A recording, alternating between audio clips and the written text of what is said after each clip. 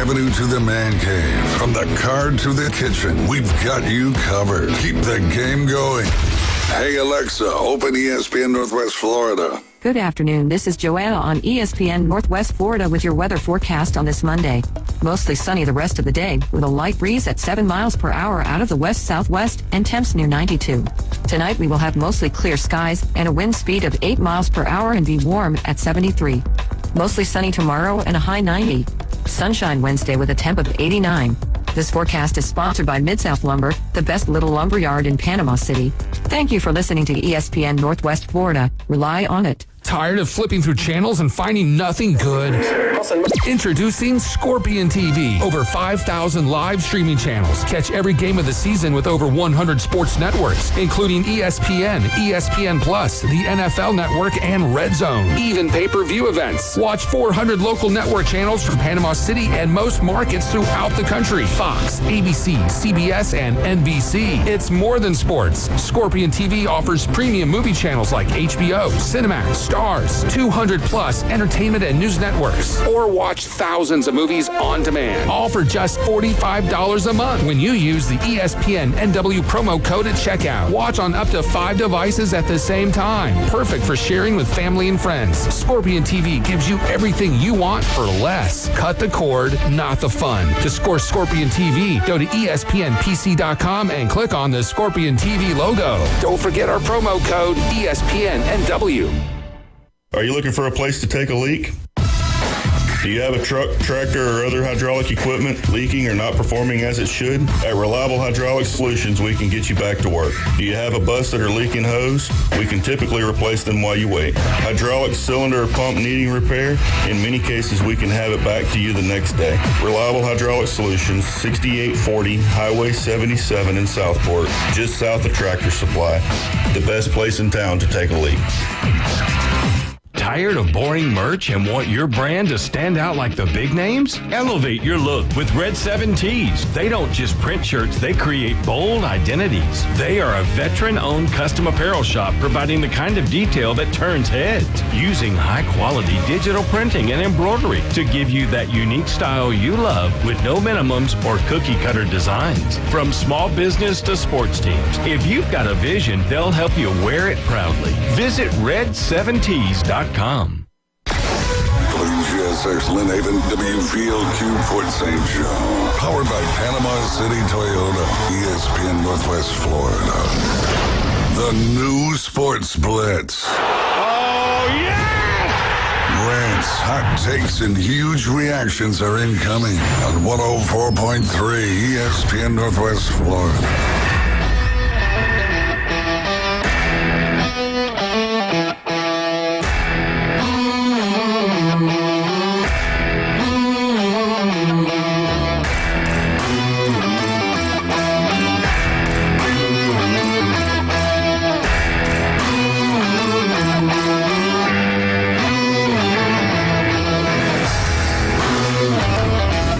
Sports Blitz here at 104.3 ESPN Northwest Florida. We're so glad that you've joined us, the Sports Blitz on a Monday. After a busy weekend, we've got a bunch to talk about. As always on Monday, the stalwart, Coach Brian Haddett, wearing his red. How you doing, Coach? I'm doing well, other than I got to look at this awful T-shirt across. Yeah, we got a little substitute coming in. He missed us so much. He was gone for the last 2 wearing days. Toilet paper. And he's got the Ole Miss, so we're going to call him Ole Miss Jeff today. Ole Miss Jeff visiting us today on a Monday. What's going on, buddy? Not much. I just went up to Oxford and did a little visit with my daughter for 3 days. Oh, yeah. Yeah. Well, I'm glad you brought back the baby blue. We talked about baby blue, not the George Strait color of her eyes baby blue, but the Ole Miss baby blue. So your trip was good. Did you enjoy yourself? Yeah. Eat some good food? Yeah, eat some really good food. I mean, I'm not surprised that there's not, some good food there. And there's actually some Louisiana cuisine and all that up there. Yeah. They do use spice, which is great. Yeah. Well, let's talk this real quick, Coach, because the other day he went down to Baton Rouge and he was talking about something that he ate there, and it just didn't sound good to me. So it was a country fried steak with white gravy on a hoagie bun. Well, no lettuce. Po' boy bun, whatever. No lettuce, no pickles, no. I mean, did that sound good to you? Yeah, I mean, I probably would have added a few things to it, but no, too. that sounds incredible. Yeah, I mean, I just figured you wouldn't. It just seems like it needs something else. Lettuce, pickles, something. Give me something else. If it's done right, doesn't need anything else. Give me some. You know what's the crazier thing? What? And Brian knows this exists. They have a po' boy with French fries on it and roast beef gravy. Yep. Oh, man. Not counting calories, but you're really counting high, really. Yeah. Don't want to forget, don't leave out the man that's running the ones and the twos for us, wearing that Cubbies uniform today. Jimmy James, how you doing today, my friend? Doing great, guys. Had a great weekend. Hopefully everybody out there had a wonderful time. Oh, yeah, I'm sure you're happy because them Cubbies are pretty hot right now. Did well throughout the weekend. Was very, very happy with that information. Oh, yes. Now, if the Cubbies go on like a 15-game win streak or something like that, I wonder if Mr. James over here will like just keep the shirt on, not even like change out of it. Oh, man. Like one of those superstitious ones. Yeah, he can stay over there. Yeah, we can do that. I'm fine with it. Yeah, I mean, he's in the glass. I don't like doing laundry anyway, he's in the glass place by himself, so we won't have to smell him regardless. Just hit it with a little Axe body spray every day. That's right. Yeah, It'll work. Yeah, you'll fit in with all the 13 and 14-year-old boys walking around in Bay County. Exactly, man. You just got to smell however the bottle smells. That's right. That's about it. Speaking of Bay County, we had our first football season week, and going to go a few scores real quick. Bay week. High, obviously, played on Thursday. Smacked Arnold 42-6. South Walton on Friday night beat Gulf Reese 35-6. Freeport 54-13 over North Bayhaven. Wow, listen to this one. Mosley 64, Rutherford 15. Ooh. Walton 33, Mariana 6. Yeah. And Bozeman defeated Holmes County 12-8. That was a heck of a battle. I was going to say. Well, that was the one we were kind of looking at as maybe being the best game of the weekend. Holmes County had a fantastic year last year. Yes, they did. I mean, what's amazing is the old joke is you're down a touchdown just by driving, into Bonifay. That's right. And then they're setting up for the rodeo right after. But those are two good, solid, hard-nosed football teams. Not real big. Both the schools are not very big, but that would have been a heck of a one to watch. And 12-8, that sounds about right for that game. Good win on the road for Bozeman. Yeah, that's a good start for the season. And when you look at high school football, it's just like for the Jamborees. We were discussing this before. You look at one team, they look like lights out, and then the next week they play somebody else that just doesn't fit what they're trying to do, and schemes just kind of can get blown up. So not going to count you out. If you took a L this week, it's not going to be over for you. There's some challenges going on over at Arnold, and we'll be discussing that with Coach Jason Griffin on Thursday. And we also are going to have Coach Tommy Joe Witten on Thursday as well. So we're going to be doing that. And also, don't forget, we've got the Sports Blitz Player of the Week for the high school football games. Don't forget, if you've got somebody that you want to nominate, you as a fan can nominate, parents can nominate, coaches are going to be nominating. But if you have somebody that you want to nominate, they will win a gift card, they will get an ESPN t-shirt, and they'll get all of the platforms with a picture with yours truly. So we're going to be going out to some of the high schools and doing that. The winner will be announced on Wednesday. So just make sure if you got somebody, you can comment on the Facebook page. You can send it to us on the Red 70s phone app, 850-215-6290. This is just for the high school football player of the week. So we're going to be doing that all through the season. It's going to be an exciting time. And there's some really good athletes here in Bay County for sure. There's some already Division I signers, some SEC signers. So don't be surprised to see some of those guys rack them up. I think we got a Mississippi State signee over at Mosley hand. Right. Well, yeah, and that follows on LoJack, LaQuavian Jackson, who went up there, after last year. So yeah. So start that pipeline. Oh, that's fine with me. Got a little bit of pipeline coming through Bay County. I think Coach Haddad is probably the one orchestrating all these deals. Neither confirm nor deny. In Stark Vegas, baby. But anyway, just wanted to go through that a little bit. And, man, we had a great weekend. Got outside, got some sun, had some good times. And everybody I know is pretty happy about the weather this weekend. It wasn't a bad weekend. So we're going to jump into some of this baseball. Man, if you looked at it, the Braves yesterday winning 4-3. They saved the sweep. So remember, we talked about during the other shows that the Braves are not mathematically eliminated yet. That's right. But they have to win 80% of their games. So now losing 2 over the weekend and gaining only 1, that's not close to being 80%. So 1 of 3 is not very good, but they've got to go on a win streak. And that's one thing that, Coach, I'm at the point to where we need to bring in the coach from Major League, get some kind of rally going on for them Braves to try to win the next race. I mean, here's the deal. If you look at their last 10 games, they're 7-3, so they won 70%. So they're close. I mean, they're in play, but obviously it's going to be tough to maintain that kind of level the rest of the way. What have we said for the last 3 weeks? You're doing everything you're doing now to try and build momentum for the offseason and for next year. And one of the things we talked about is set a goal of being one of the top 3 teams in baseball from whatever 2-3 weeks ago to the end of the season. Right now, they're pretty darn close to that in terms of their record, in terms of what they're doing now that the Brewers have kind of gone on a little slide here over the last 10 days. So, it's one of those things where the Braves just build that up, get some positive momentum about you. It'll help you in the offseason with free agency because they're going to change some people around. And then hopefully you can have a great start to next year. Yeah. They're done for the season. Yeah. Okay, that's fine. No, because they're 12 games under.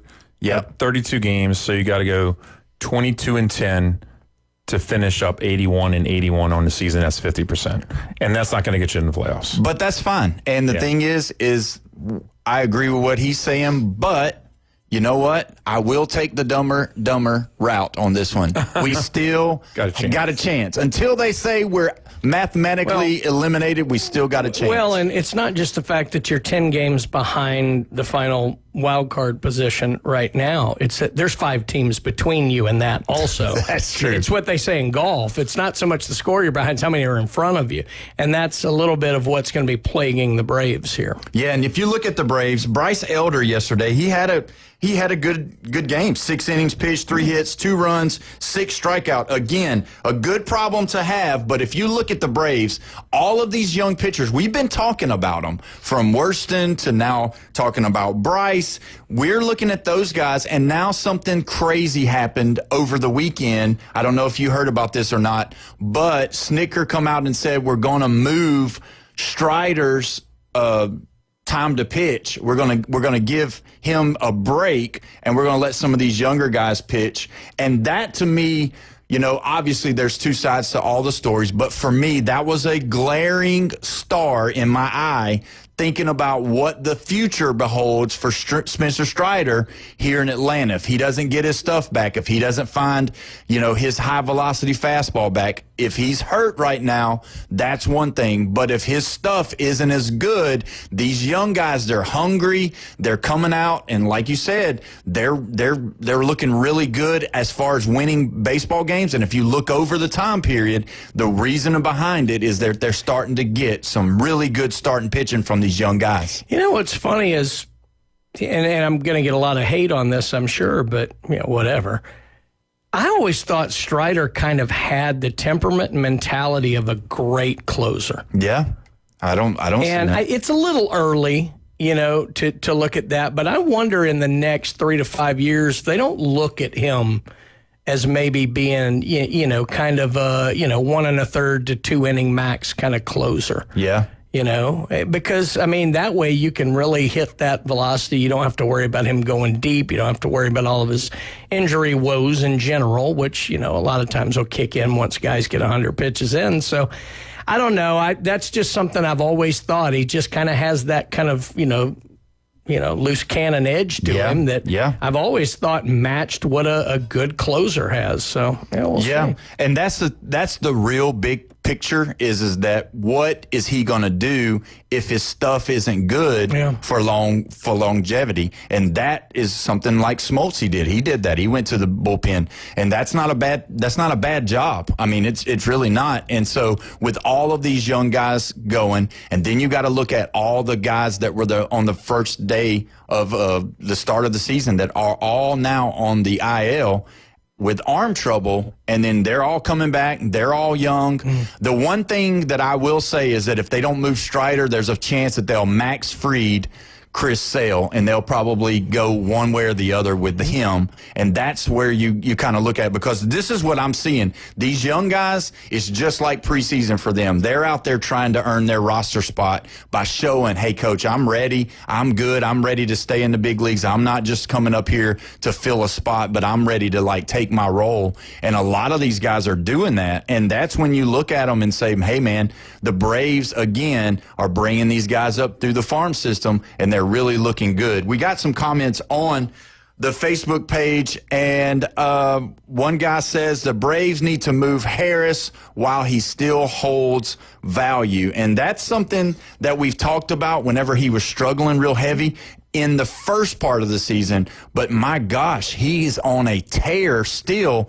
I mean, there's been a couple of games where he was I think he went 0 for 16 over the Friday and Saturday and coming into Sunday. But I mean, he went 1 for 4 last night, still playing lights out in center field. I wonder what his contract situation is. I'm not 100% sure, but I wonder if he's got 1 or 2 years left. He has 5 years left and then 2 more years of club option. So he's got a total of 7 years he could be under control for the Braves. Oh, wow. Well, that's a lot better than I thought. I was thinking for some reason he only had 1 or 2 years left on his first deal. So so he could be one of those guys, and I'm not, and he is attractive as a trade back. Yeah, he's very attractive. He's young.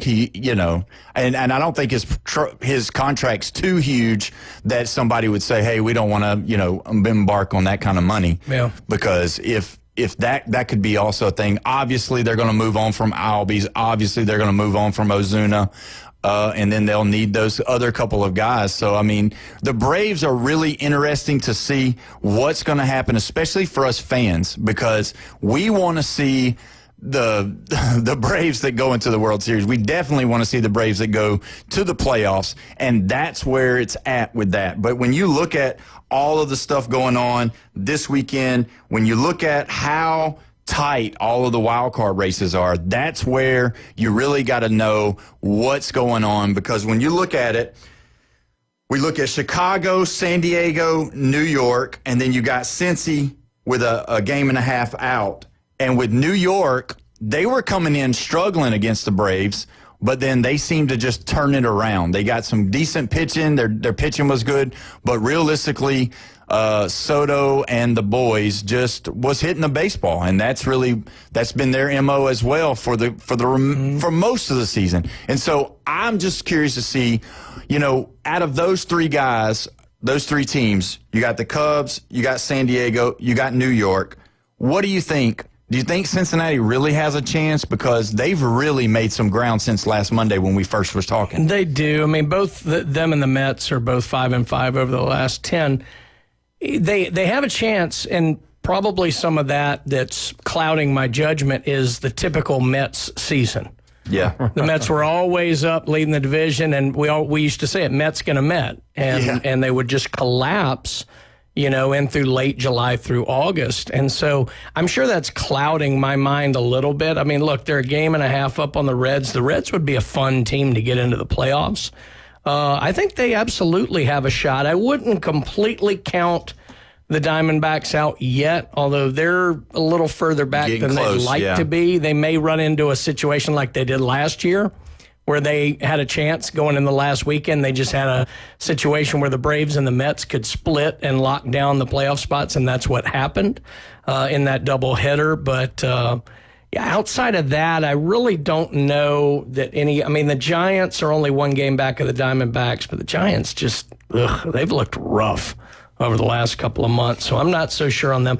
The Cardinals are an interesting play. They're right there with the D-backs as well, but they're just 3-7 in their last 10. So just as soon as you see that the Mets are playing at home, but they're playing the Phillies. Yeah. But then you look over the Reds, and the Reds are playing at the Dodgers. So it's kind of both ways. Yeah, but the Phillies are the third hottest team in baseball right now. Yep. Pretty much. I mean, the one thing, obviously the Phillies and the Mets are the two duking it out on top of the NL East, but there's 7-game spread that the Dodgers and the Padres are tied at the top of the West. They are. That's Dodgers definitely don't want to, get into a wild card situation. They want to lock down that division. That still matters. I mean, look, it's not a World Series ring, but you always want to win your division. I never would have bet. I would have bet against the Padres making the playoffs this year. Yeah, I don't think I had them. I might have snuck them in. I can't remember, but I know I went all in on the Cubs and I left the Brewers out. So. Well, when you look at what the Mets have coming into September, though, you're going to look and you might change your opinion on it because I did have the Padres because they had 3 out of the West going. Yeah, the D-backs. Yeah. Yep. So you got the Mets playing the Tigers, the Mets playing the Reds. And then you got a 4-game series to end that 3-game series there with the Phillies. So you go Tigers, Reds, Phillies to start September. And and I get it because the weakest part of that is probably the Tigers just because, like what we've talked about, being on cruise control. But, man. Yeah, but they're 8-2 in their last 10. I mean, they don't know what cruise control is. It doesn't look like They've got it set, but they're still pushing on that accelerator. They're still going. But that's where the Reds could really make up their games right there. If they could go in there and sweep the Mets, then the next thing you know, if they just split with the Phillies, and then if they have a bad series against the Tigers, and then that 4-game, that home game, or at the Phillies actually, that 4-game series there, and then don't forget, the Mets still have the Padres to go through. They still have the Cubs. And, their schedule, to me, looks brutal. So if there was any team out there that I would think that the Reds could probably overtake, it would definitely be the Mets. And, really, it's just going to be up to the Reds to take it, honestly. Because the Mets are probably going to, if they play 500 ball, that'd be fine with the other teams. But if the Reds come in there and say, hey, we're going to dominate, we're going to take control, I could see the Reds surely slipping in there. Obviously, we can't tell the future, but we can see what, stats have been in the past. And that's one of those things where it's like, man, is the Reds finally going to break back into the playoffs because they've got the young star, Ella De La Cruz, leading the pack, leading the charge. They've got a bunch of young people. They bought in a while back. I don't know if y'all remember, about 4 or 5 years ago, they had some good players over there, but then they just kind of got rid of them, started going for draft picks, started going through their farm system, made a few deals here and there, and the next thing you know, now the Reds, a game and a half out of the wild card, and it would be exciting for that fan base because that fan base, whether they get recognized or not, and as much as I can't stand the state of Ohio, the Cincinnati Reds are a good baseball city, and people like the Reds there. And so you're like, go ahead. I'm not saying Ohio is a big state. Right. But it does essentially have 3 pieces to it. The north part, the south part, and then there's Columbus in the middle. Yeah. The worst part is Columbus, by the way. Go ahead. Keep going. Well, no, the Buckeye fans are pretty toxic. Yeah, we know this. But Cleveland almost acts like an East Coast city sometimes. And they're such whiny babies. Cincinnati, I like Cincinnati. I like the whole Dayton area, the Miami Valley, and everything up in there. Yeah. Yeah, you can't just throw the whole state in the trash because Buckeye fans in Cleveland. Well, I don't like Cleveland. I don't like Joe Burrow at Cincinnati. There you go. And then I don't like Ohio State, obviously, in anything. I don't even know if they have a swim team, Brian, but I don't like their swim team. I don't like their swim team. I don't even care. Are their swim team any good? They're not bad. But they're not good? Yeah, no, they're top 25. We had a junior nationals there on what was ungodly cold up there in December. Yeah. So I don't want to go back. No. I think I made the joke when we were coming in from the airport. I'm like, this is what 1973 looks like when I got to Columbus. But I had a great time when I was there. There's actually some really neat places right around campus to go eat and things. And so it's a neat little town and all like that. But no, I get the hatred for them. I get it. I forget the name of the town. When you're leaving out of Cincinnati and you cross the bridge right over into Kentucky, there's a town there, and they closed down the Hooters. Oh, yeah? Florence. Florence. That's Florence, Kentucky. Florence. Yeah, because it says Florence, y'all. Because it used to say on the water tower. Yeah. Right? Yeah. So the water tower. Team, yeah. But the water tower used to say Florence Mall. I don't think it is Florence. There's probably maybe there's another bridge there. There's Covington. It goes into Covington. It goes into Florence. It goes into a couple of little places over there. It's like a bunch of counties meet right there in Kentucky. Yeah, and they closed down the Hooters and they put it on a barge. And it's going down the Ohio River. I don't know where it's going to, but it looks like the funniest thing because you have a Hooters going down the Ohio River. Yeah, that's pretty good. But yeah, that's I think it is Florence actually, because they used to have the water tower that said Florence Mall, but they got sued or something and they had to put Florence y'all. So trying to be Southern even in Ohio. So, but anyway, we're going to take our first break, and when we come back, we're going to discuss a little bit more of the wild cards. You're listening to 104.3 ESPN Northwest Florida.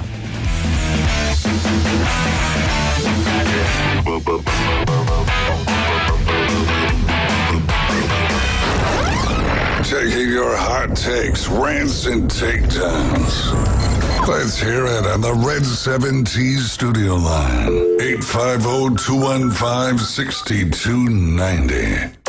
It's the PCB Hobby Takeover with Todd. Mondays at 5:20 on ESPN Northwest Florida. That is a very high-end card and very rare. Todd talks about coins, trading cards, collectibles, and the amazing stories behind them. It was the first one that's ever come through my door. Plus, we'll be taking your calls and questions at 850-215-6290. The PCB Hobby Takeover. A platform for you to do your hobby. Mondays at 5:20 on the Sports Talk Monster. ESPN Northwest Florida. Good afternoon. This is Joanna on ESPN Northwest Florida with your weather forecast on this Monday. Mostly sunny the rest of the day with a light breeze at 7 miles per hour out of the west-southwest and temps near 92. Tonight we will have mostly clear skies and a wind speed of 8 miles per hour and be warm at 73. Mostly sunny tomorrow and a high 90. Sunshine Wednesday with a temp of 89. This forecast is sponsored by Mid-South Lumber, the best little lumber yard in Panama City. Thank you for listening to ESPN Northwest Florida. Rely on it. Golf is a game that should be fun, but to have the most fun, you need to play your best.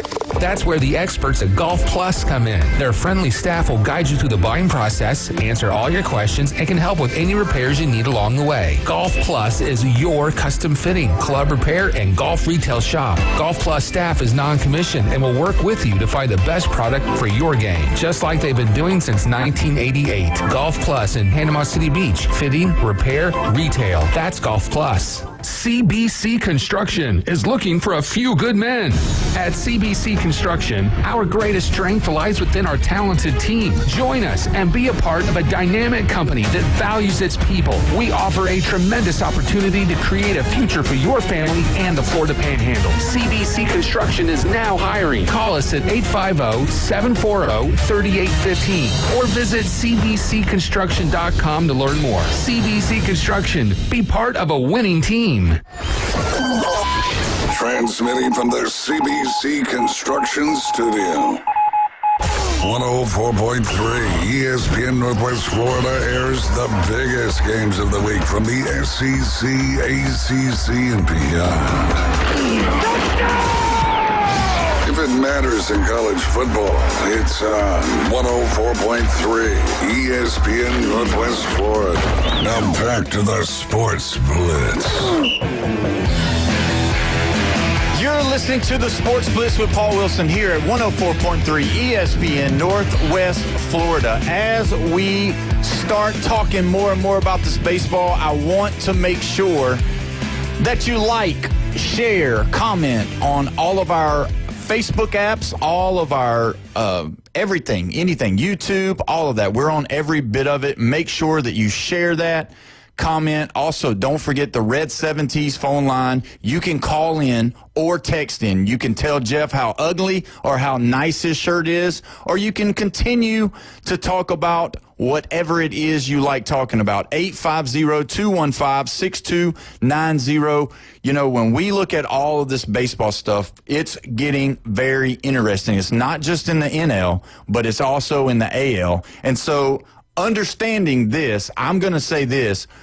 It's going to get tight. I think both sides are going to be tight, but I want to talk about the AL. But before I do, let's give credit where credit is due. I don't know if y'all saw it or not, but the big dumper went for 48 and then went for 49 over the weekend. So now Kyle Riley is the home run king for a season for a catcher.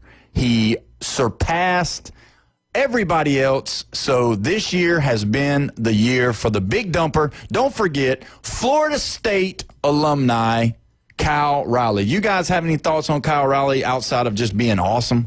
I mean, it's more than anything. It's not amazing he got off to such a hot start. It's amazing with the light that's been shining on him, particularly through All-Star Weekend and since, that he's continuing to hit home runs. I mean, obviously, you know, he's not hitting 300, you know, which we wouldn't expect necessarily from him. But, I mean, you know, that's a thing for me. But he's continuing to hit home runs. He's continuing to be productive. And for a guy who's so new to having that much spotlight on him, I think it's pretty impressive that he's been able to maintain at least, you know, a modicum of what he was doing before the break with all that light on him. Yeah, that's really good. It's the funniest thing in the world. So, like, obviously, you see Shohei Ohtani, you see Bryce Harper, you see obviously all the NFL guys on commercials. But just the other day, sitting there watching some sports, and old Kyle Riley is finally on a commercial, like a mainstream commercial. I don't remember if it was like 1-800-GOT-JUNK or something. No, I don't. It was something, I can't remember what it was. He was in there. I'll have to try to think of it and look it up. It should be for a lawyer firm. Yeah. Because he needs to sue whoever gave him that nickname. That's the worst nickname ever. Well, I don't even know the origin of it, but either His dad way. gave it to him. His dad gave it to him? His dad gave it to him. His dad doesn't like him. His dad was his head coach in Little League, and he gave him the nickname. Oh, yeah? That's where it came from. That's where it came from. What'd you say? So they're just like Paul's dad. Yeah, his dad didn't like him either. Now watch him get on the phone to call him. He's on call up. Now, you always talk about being 6'3". You know, my dad, he's 6'4", about 250, 260. So, yeah, he might be a little bit bigger. So we have a caller from Mobile. This isn't Danny Cannell calling in. I'll take him on for Paul's dad. That's right, for sure.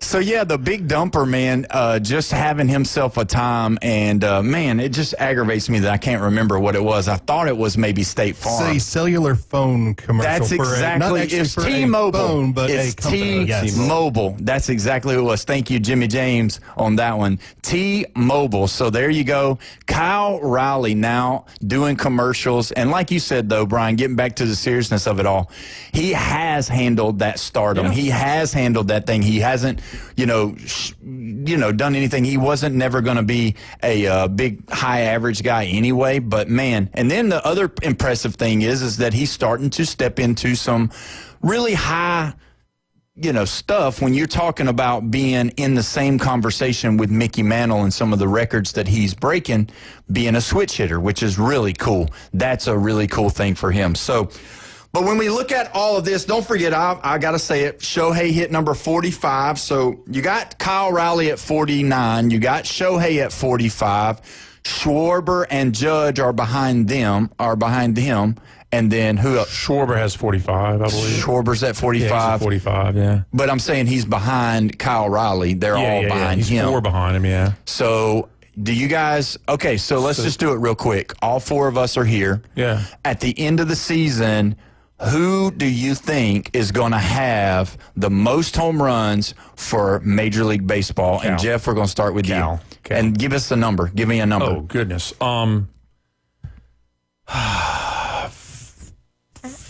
61. Oh, he's going to be tied with Maris. Roger Maris. Yeah. Okay, all right. Brian? You got to figure he's hitting what, 2? Well, he's hitting a little less than 2.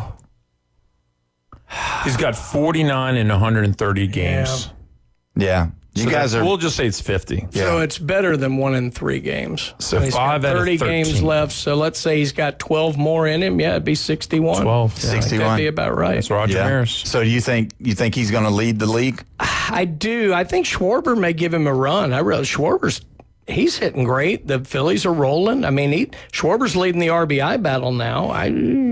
But do Phillies care if they have the 1 or the 2 seed? Well, they do, but they've got 7 games on the Mets. So you're right. The Phillies may rest some guys late. Who knows? But, we'll see. But Schwarber had been inching up on him until yesterday when Raleigh hit 2. So I don't know, and you can never count Shohei out. I mean, you just can't. So, but if they stop pitching him, obviously odds lend to believe that Raleigh's going to hang on to this, and they're going to play him all the way. Yeah, he's definitely getting all of it. All right, Jimmy, what do you think? It's going to be Cal Raleigh. He just has enough of a lead right now that even the guys that have a higher slug than he does, Ohtani and Judge, but they're far enough behind. I just don't see him catching them. Give me 62. He'll hit 13 more. So 62. All right. So I'm going to say that I agree with y'all. He's going to play. They're in the hunt. So that's a big deal. I like Schwarber, but I know Judge is behind. I just could see Judge catching fire because what I look at is how the teams pitch, the team, and you got all of these guys starting to really light it up for the Yankees here lately that have hit a lot of home runs. And Aaron Judge is really only, 1 out of 4 of them that's really just catching fire, especially like Giancarlo and Cody Bellinger. And so those guys aren't hitting him. So if I was to say, I think Schwarber, because they got to pitch around Harper, and they're kind of, in that mode where I think he's not going to, I don't know if he sits out. So I'm going to say this. I'm going to go with Judge, and I think he's going to hit 60, and I think what's going to happen is I think the big dumper is going to get pitched around some, and they're going to be trying to, because if you, can anybody name me 4 other players on the Mariners that is on their team? Suarez? Probably 3. Suarez, Julio Rodriguez. Kirby's one of their pitchers. Yeah. Randy Arozarena. They're hard to pitch around. Yeah, they're good, but I'm just saying, I just wonder if when they get tight into their... So here's the thing, in looking at this that's interesting, very, very quietly, we're going to have definitely 3. We may have as many as 5 or 6 guys hit 50-plus home runs. Yeah. And we might get 1 or 2 hitting over 60. We haven't had any... freak outs about steroid this and steroid that and all that stuff. The only thing we had all year was about a week of torpedo bat nonsense until we realized the Brewers just couldn't pitch that series.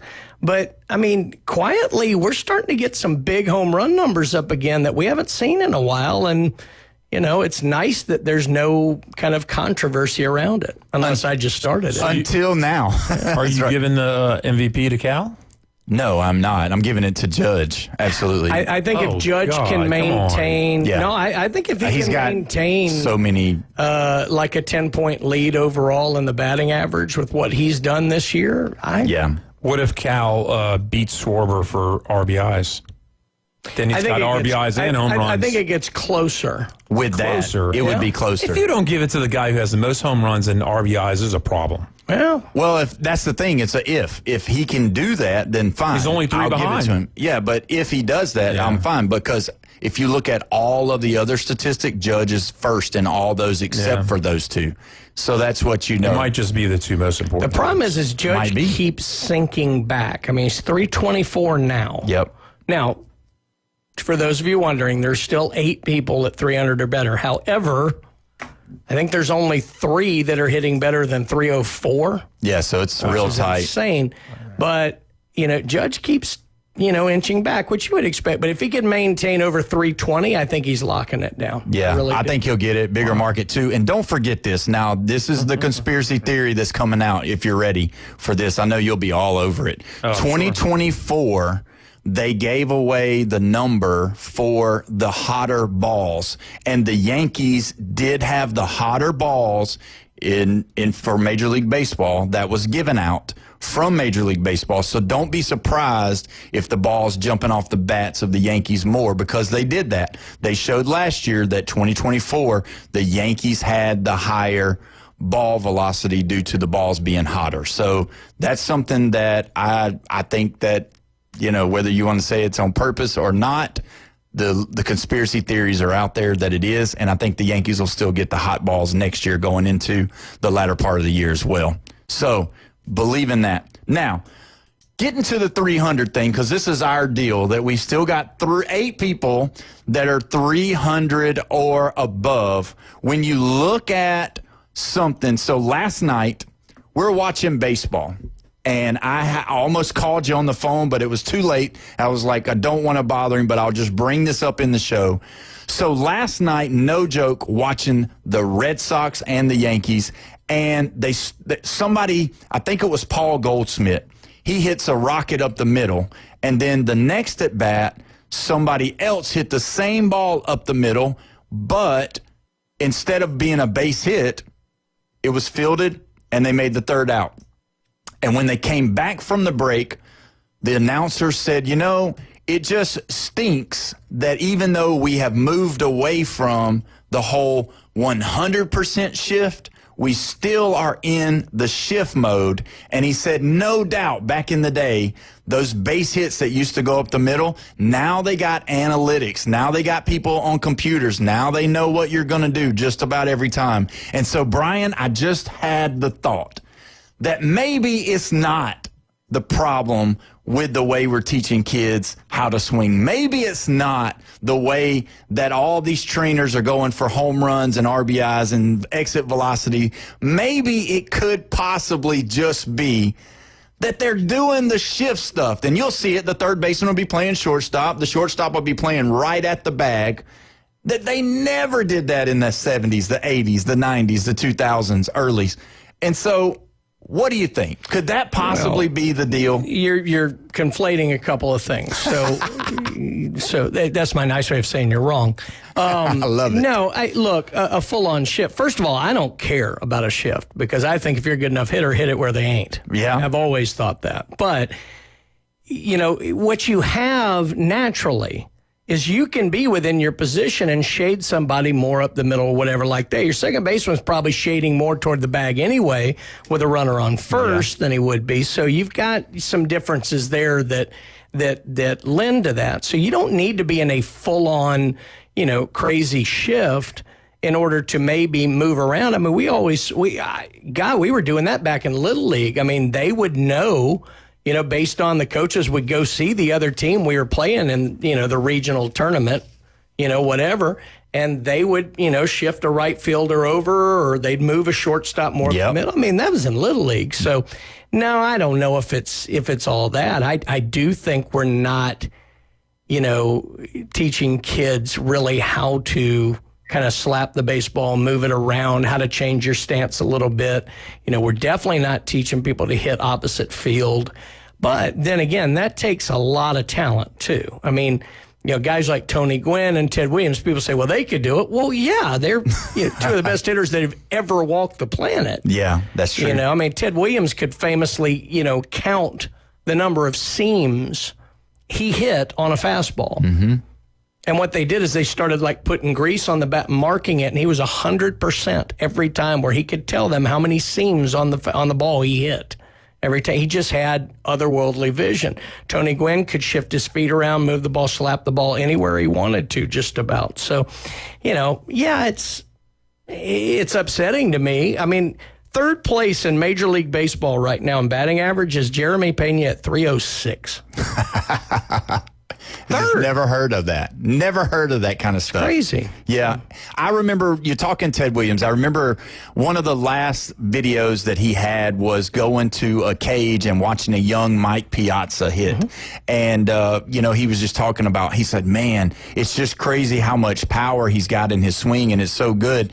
And then, he started talking about, he said, yeah, but, with us, we didn't swing as hard because we wanted to always make contact. He said, and I know the game's changed and all that. He said, but wow, that guy's going to be a good hitter. And as you saw, Mike Piazza was one of those rare breeds that could hit with power and could hit with average. Well, and before people think Ted Williams was a slap hitter, he hit over 500 home runs. Right. I mean, Ted just was, I think he's the greatest hitter that ever lived. Me too. Yeah. I mean, you would get no pushback on that. One of the best or the greatest hitter of all time. And for me, just seeing these kids, in which I'm involved in the travel ball, and just seeing some of the stuff that we're teaching, it's good. It's not, not perfect everywhere, obviously, but man, always remembering what Pete Rose said, don't change your swing. That's what got you to the bigs. Yeah. Don't change your swing. Just move up, move back, choke up, choke down, do something different that allows you to make contact. He said, because if you can't put the ball in play, then you can't never make a base hit. And that's the biggest thing for it. So either way, when we get back, we're going to discuss a little bit more of the races going on in the wild card, but also don't forget there's some big news coming out of the NFL. Who got cut today? You're listening to 104.3 ESPN, Northwest Florida.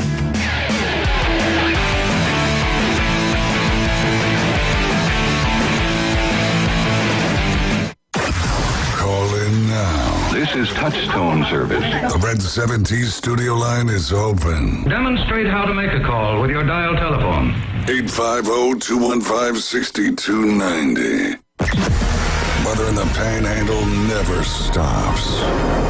Turn to 104.3 ESPN Northwest Florida. This is Joanna with your latest forecast. Up to the minute weather reports all day long. A chance of thunderstorms and moderate rain. In-depth storm coverage. Winter Storm Enzo. And breaking weather as it happens. Hurricane Helene. ESPN Northwest Florida. We do have a tropical storm warning.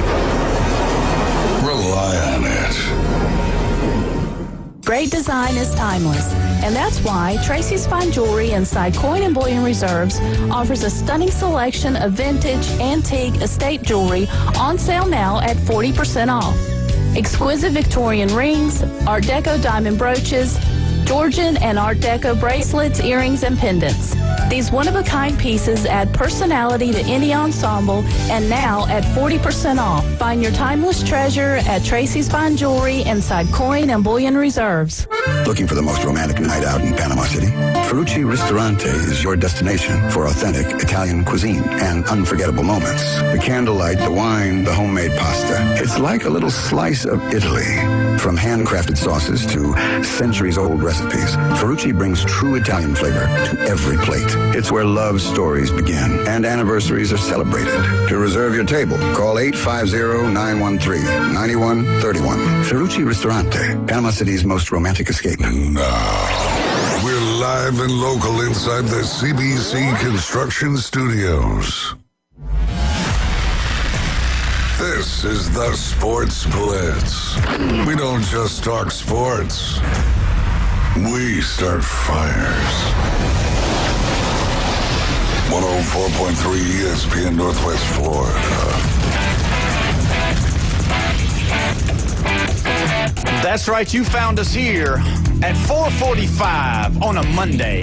You're listening to the Sports Blitz with Paul Wilson here at 104.3 ESPN Northwest Florida. You know, we're right here in the middle of all of it. The NFL, college football is getting underway soon. We have got to talk about all the stuff, but we do have breaking news from the NFL. Not forgetting, I'm going to go at first because I thought this was something that was going to affect the full season. And Terry McLaurin and the Commanders have agreed to a 3-year, $96 million extension. And that, to me, is a huge deal for the Washington Commanders because I have them picked as one of those teams that's going to drop off. And I was worried for Jaden Daniels to have his sophomore slump if he didn't have Terry McLaurin in the building. So Looks like Terry McLaurin's in the building. You feel good about that one? Yeah, but, I was never that big that he had to be there. I think they've got other people around that would have picked up the slack. But, it's nice to have a veteran presence like that. And, just hopefully he, it wasn't as ugly as it seemed in the press within the doors, because that can have, lingering effects and things. So yeah, I mean, he was a 1,000-yard receiver. So I mean, on the field, there's no question. Yeah, he's a good one. So hopefully, and then Brian, you got some breaking news right now as well. Yeah, it's not exactly what I thought, but the contract situation for this season has been resolved for Trey Hendrickson for the Bengals. He was set to make $16 million this year. Going into becoming an unrestricted free agent. Well, they bumped him to $30 million for this year, but he is still set to become an unrestricted free agent at the end of the season currently. But you got to figure this mends some fences, maybe helps some contract talks going forward. But yes, he's getting almost a 100% pay raise for this season. That sounds good for him. And 30 mil. You know what happened. I heard over the weekend there was buzz online that Joe Burrow went in and talked to the GM this weekend. So, and I'll be honest with you, he's 30. I don't think they're going to sign him after this year. No, I think this gets him through this year. I think the Bengals feel like they have a team that can compete, and they need Hendrickson. So, it's a smart move. I'm sure they had to reconfigure some stuff around the cap, but hey, good for them. Yeah, they signed, what was his name? Shamar Stewart. Finally. So he they held got out him forever, and as soon as he gets in there, he about kills Joe Burrow. So. Yeah. So, I mean, he gets in, and so that's where we are with the Bengals.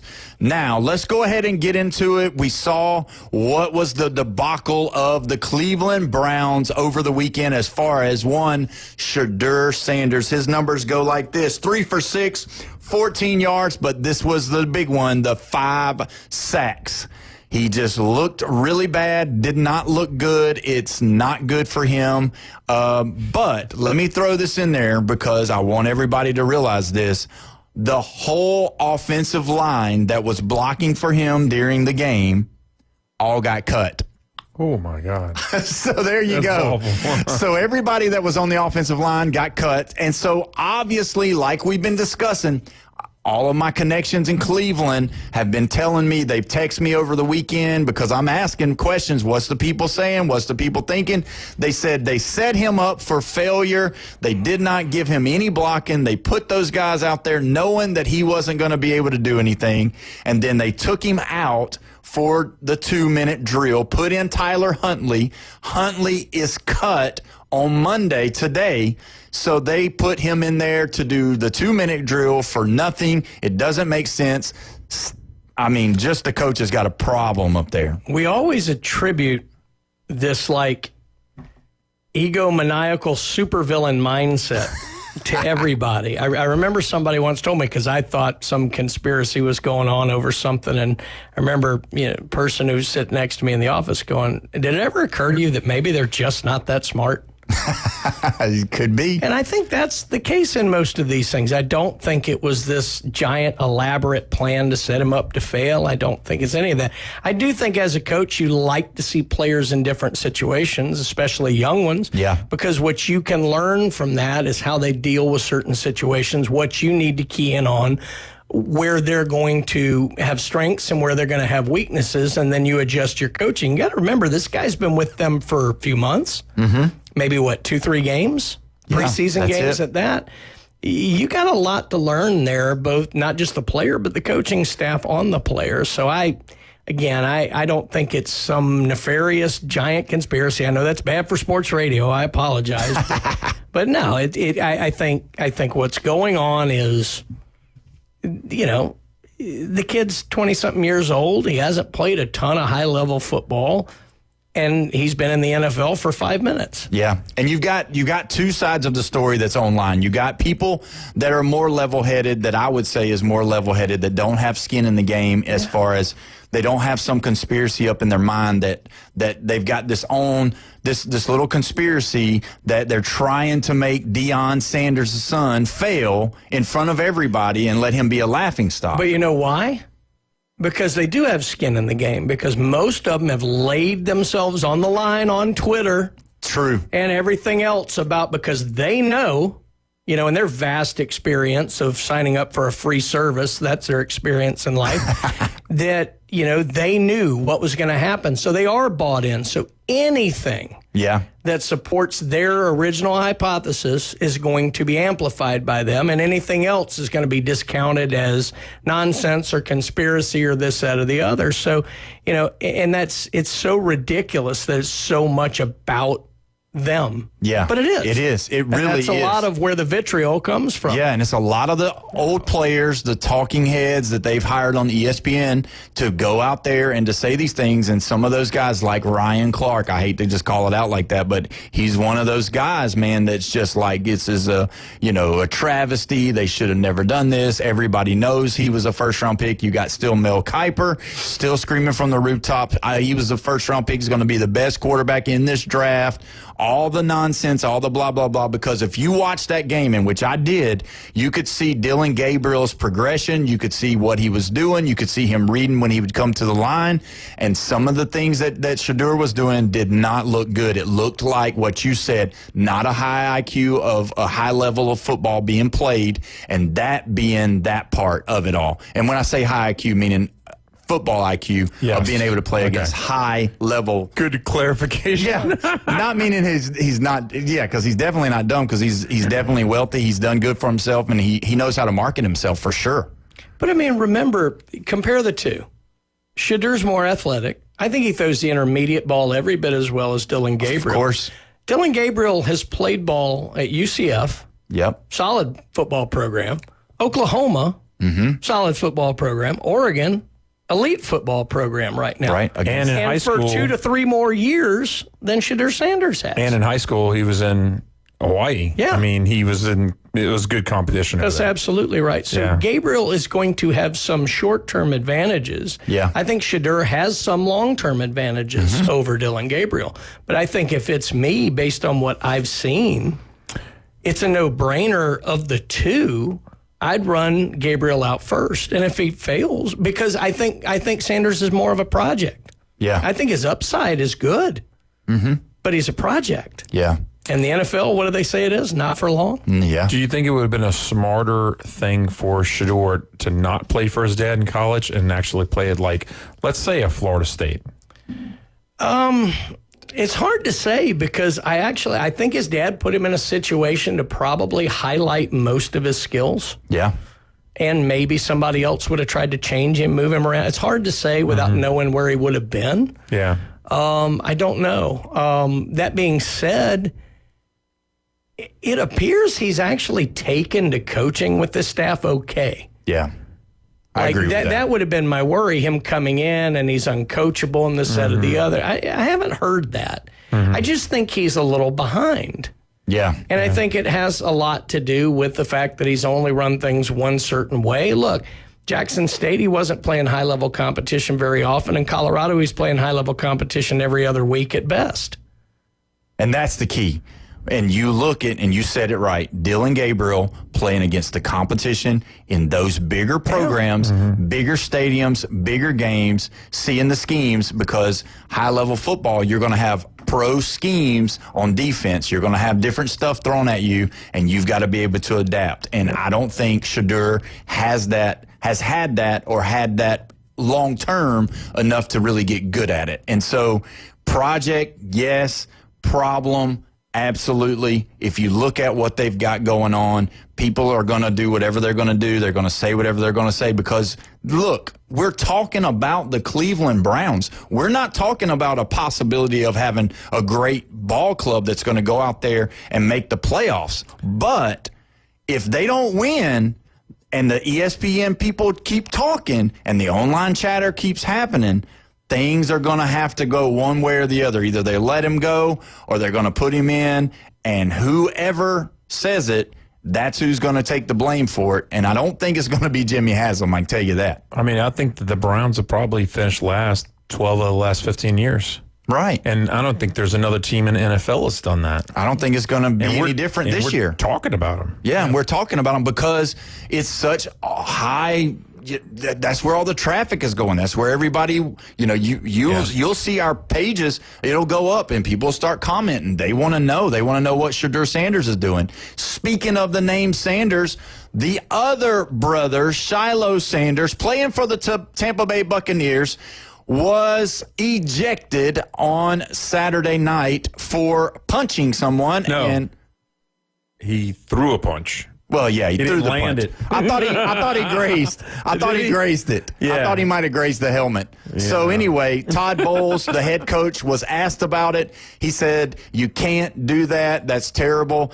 And then we find out later on Monday he was put on waiver on Sunday. On Monday he was cut. So let the talking heads begin on that as well, because I've been looking online and a lot more people are talking about the Sanders effect. And the deal is, guys, this is the deal. Are y'all ready for this?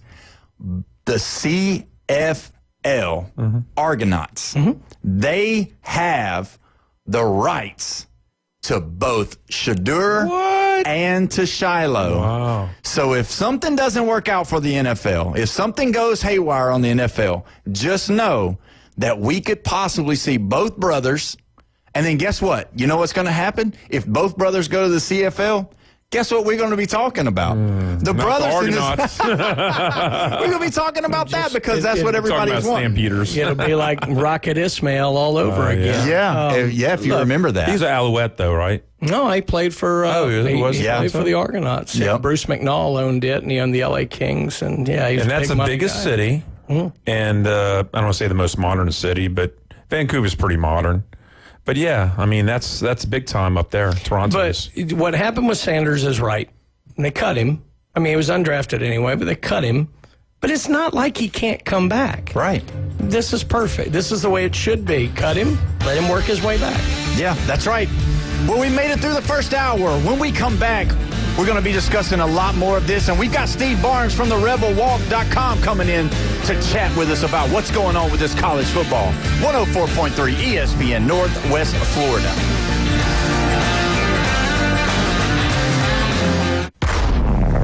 Get in the game. Call or text us now on the Red 7 T studio line. 850-215-6290. Mornings on ESPN Northwest Florida just got unsportsmanlike. Nuno, have you ridden a horse? Nuno's the most interesting man on our show. I need to know this. I have not, and I will never do that. Because I'm afraid that that's going to be a long fall for me. Should we do an unsportsmanlike cowboy-cowgirl outing? If the Cowboys get this deal signed with Michael Parsons before the start of the season, we'll plan on having a cowboy outing. Jerry, do you hear what's at stake here? Evan, Canty, and Michelle. Weekdays 5 to 7 on ESPN Northwest Florida. Good afternoon. This is Joanna on ESPN Northwest Florida with your weather forecast on this Monday. Mostly sunny the rest of the day with a light breeze at 7 miles per hour out of the west-southwest and temps near 92. Tonight we will have mostly clear skies and a wind speed of 8 miles per hour and be warm at 73. Mostly sunny tomorrow and a high 90. Sunshine Wednesday with a temp of 89. This forecast is sponsored by Mid-South Lumber, the best little lumber yard in Panama City. Thank you for listening to ESPN Northwest Florida. Rely on it. So you've heard the saying that if you love your job, you'll never have to work? Well, it's true. I've worked for Brock Lawn and Pest Control for many years. The commitment to the needs of customers and their commitment to each employee makes Brock a company I'm very proud to be a part of. Brock's core values are also mine. Give people more than they expect and always honor your promises. This isn't a job, it's a service to help people live a healthier lifestyle. Brock Lawn and Pest Control, our family protecting your family. WGSX Lynn Haven, WVLQ Port St. Joe. Powered by Panama City Toyota. And that's out of the ballpark. ESPN Northwest Florida. Jaguars football is officially back. Be there as number 2 overall draft pick Travis Hunter, quarterback Trevor Lawrence, and new head coach Liam Cohen take the field for the first time during the 2025 NFL regular season. Secure your seats for when the Jaguars take on the Panthers September 7th by going to jaguars.com/tickets or call 904-633-2000. We'll see you at the bank. Broadcasting from the CBC Construction Studios. The Sports Blitz. Welcome home, baby. 104.3 ESPN Northwest Florida.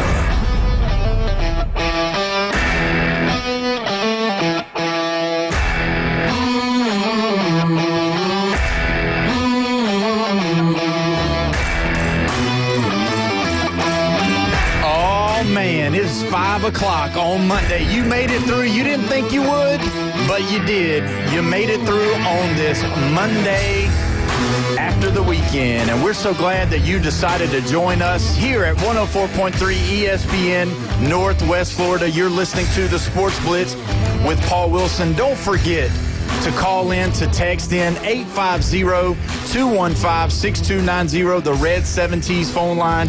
We'd be glad to talk to you because we've got a lot of stuff to talk about. And speaking of a lot of stuff to talk about, we've got our friend from the rebelwalk.com, Steve Barnes, on the line with us. Steve, how you doing on this beautiful Monday?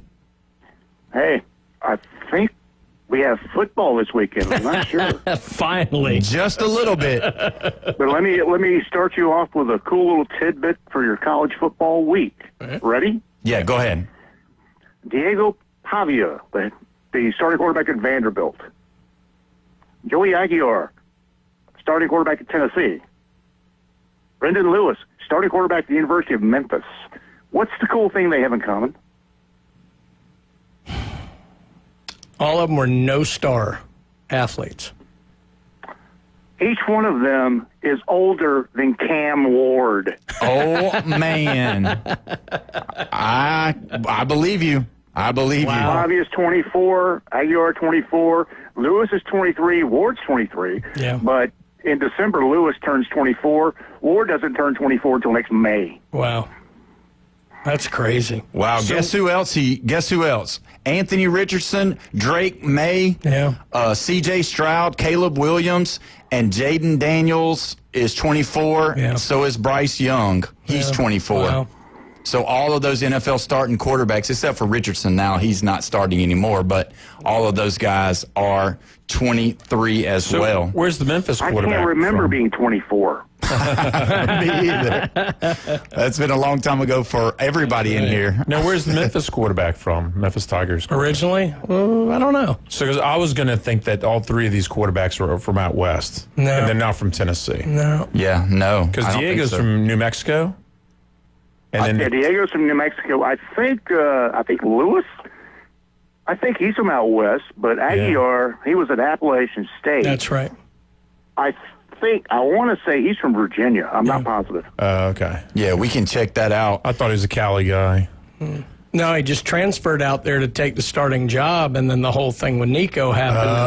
Oh, that was quick. Yeah, this is my story on the opening weekend of the SEC, and I called him my ping pong guy. The guy went from the East Coast to the West Coast, back to the East. That's right. Yeah, that's true. So, Steve, obviously last week we had the big news from the SEC. Greg Sankey came down with the 9-game SEC schedule. Now, right off the bat, we've got a bunch of fans here. One of our guys that are here right now with us, Jeff, he's pointing down. He does not like it. Steve, where do you stand on this whole 9-game schedule for the SEC? I agree with Lane Kiffin. It doesn't matter what I think. It matters what the conference office thinks, and it matters the money. The money is what it is. Oh, yeah. And if there's more money with 9 games than 8, then do 9 games. That's all there is to it. Yeah, I agree with you on that. Now, we were in here trying to figure out who the 3 teams from Ole Miss would be. And there's nobody better than to ask than you. So who do you think Ole Miss 3 games are going to be with? Well, it's got to be State. Mm-hmm. It's got to be LSU. Mm-hmm. And they're going to throw some wild card in there like, Kentucky or South Carolina. Just to, they need to find somebody that one of these other schools, they can't really find 3 rivals. Right. Yeah. Which would kind of be South Carolina. No. Let me tell you. Okay. So my name's LSU Jeff. By the way, Steve, by the way, he's LSU Jeff, but I'm having to look at his ugly Ole Miss He's T-shirt got a baby blue. My daughter is at Ole Miss, so I just came back from Oxford yesterday. And Okay, and my dad's from Calhoun County, so which is 50 minutes south of Oxford. Right. But anyway, I think Ole Miss is going to get Mississippi State, obviously, LSU. I think Vandy's the third team, and I don't think the leftovers. Usually, leftovers are left for what? South Carolina, Kentucky, Florida, LSU, the ones that are on the outlying part of the conference. And I'm not even. What's that? Missouri. Yeah. But Missouri, the thing is about them is that they're going to get Arkansas, obviously, right? And then they're going to get they're going to get Oklahoma because of the Big 8, right? Yeah, you've got the old. So those are two locks for Missouri. The third one, I think, is going to be Kentucky from Missouri, and it solves the problem that you have two teams that don't really have a lock on somebody, and that's why Missouri's going to get that leftover of Kentucky. So Missouri's done, in my opinion. No. But, now, I've been wrong before. The one school I think that have 3 locks is Florida. Really? You got to take Georgia. Mm-hmm. You got to take Tennessee. And I think Auburn. I agree because with Auburn, Florida used to be the thing. It was a huge So if you have those 3, yes. That makes good sense to me. I agree. Making good sense. Come on. So here's the problem with college football. Logic will not be tolerated. No, the logic on my end on that one is I don't believe Tennessee will get Florida. I think they're going to get Kentucky and Vanderbilt and Alabama, and then it's done. That could be. I think. Wow, don't introduce logic to me either. I think Alabama is a lock, though. I really do, and I think it's always. I think it's going to be Auburn. I think it's going to be Tennessee, and I think it's going to be LSU. I think those 3 teams they're gonna try to go with tradition, and they're going to give them those 3 teams. Which they could throw a curveball in there and throw somebody else in there, like a Mississippi State for LSU or something. The other one I think makes good sense, which means it won't happen. Georgia should get Florida, Auburn, and South Carolina. That's right. True. But it's not going to happen, though. They're going to throw Kentucky in there to Georgia. I guarantee you they'll throw Kentucky. So if South Carolina gets Florida, we'll say, and Georgia, who's their third? I just have this feeling I'm going to see a South Carolina-Kentucky matchup. I've always felt that way. For whatever reason. What would be interesting is if we got a South Carolina-Arkansas matchup since they came into the conference together. Yeah, that's true. I was going to say something like that. They're going to throw a curveball, maybe like South Carolina, Texas A&M, or something stupid like that. Yeah, because you got to think A&M, they're going to get Texas. And will Arkansas, and then will it be LSU? No. A&M's not getting Arkansas. Texas A&M's getting LSU. They're not getting Arkansas. I swear I've gone cross-eyed thinking. There's so many different. There's different ways, but I think they're going to get A&M. No. I think A&M's going to get Texas. They'll get LSU, and I think they're going to get Arkansas. I think all 3 of those are going to go. Yeah. Well, why don't we just do this? Let's go to 10 games. There we go. Let's do it. Oh, my goodness. Well, and that's where, like you said, it was a money grab. Everybody and their mom could see that. That's what it's about. That's it. That's all it is for the money. And with that, knowing that it's for the money, you don't really know what they're going to do. You don't know who they're going to give. Steve, do you think any of this had to do with, and I thought it wasn't that much of a story last week, but about them announcing that the committee is now going to use these enhanced strength of schedule metrics. Yeah. And it seemed like later that day or the next day is when Sankey announced this. Do you think it's just coincidence, or do you think that may have been the final straw to get the SEC around to go into 9? I don't think it's a coincidence, but what I do think is this is Sankey and the SEC's way of saying, hey, Kurt Signetti, shut up. Yeah. That's a good point. Very good point. Because Indiana, I looked it up. In the next, I think it was 8 years, they're a non-conference. They play 1 Power 4. Yeah. That's it. It is Notre Dame, so I'll give them that. But it's a home and home. But the rest of them, they're playing G5s.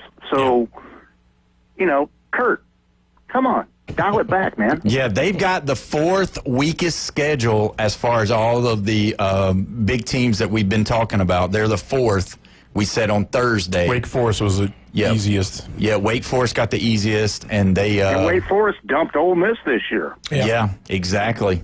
And, they've got the old Auburn quarterback over there throwing the ball Robbie for them. Ashford, yep. He's over there this year. Well, so. I mean, how many old Auburn quarterbacks are out there? It's kind of like Texas A&M.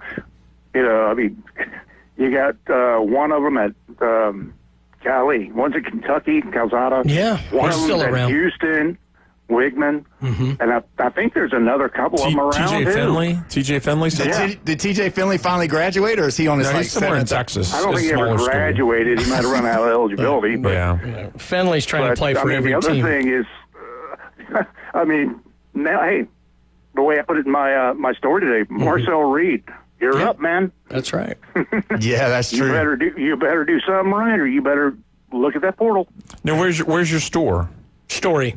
Oh, on the Rebel Walk. Oh, on the Rebel Walk. Yeah. Okay, I got you. Again, we're talking It with. has not been posted yet. The last thing that's posted was the barnstorming column. Yeah. Yeah, And so a great read. Make sure you check it out. We're talking with Steve Barnes here with the rebelwalk.com. Just go check him out on there. Now, Steve, let's shift gears a little bit. Now, Lane Kiffin today had a press conference, and I think there was some stuff that he said that was quite comical. It's a Lane press conference. What'd he say today?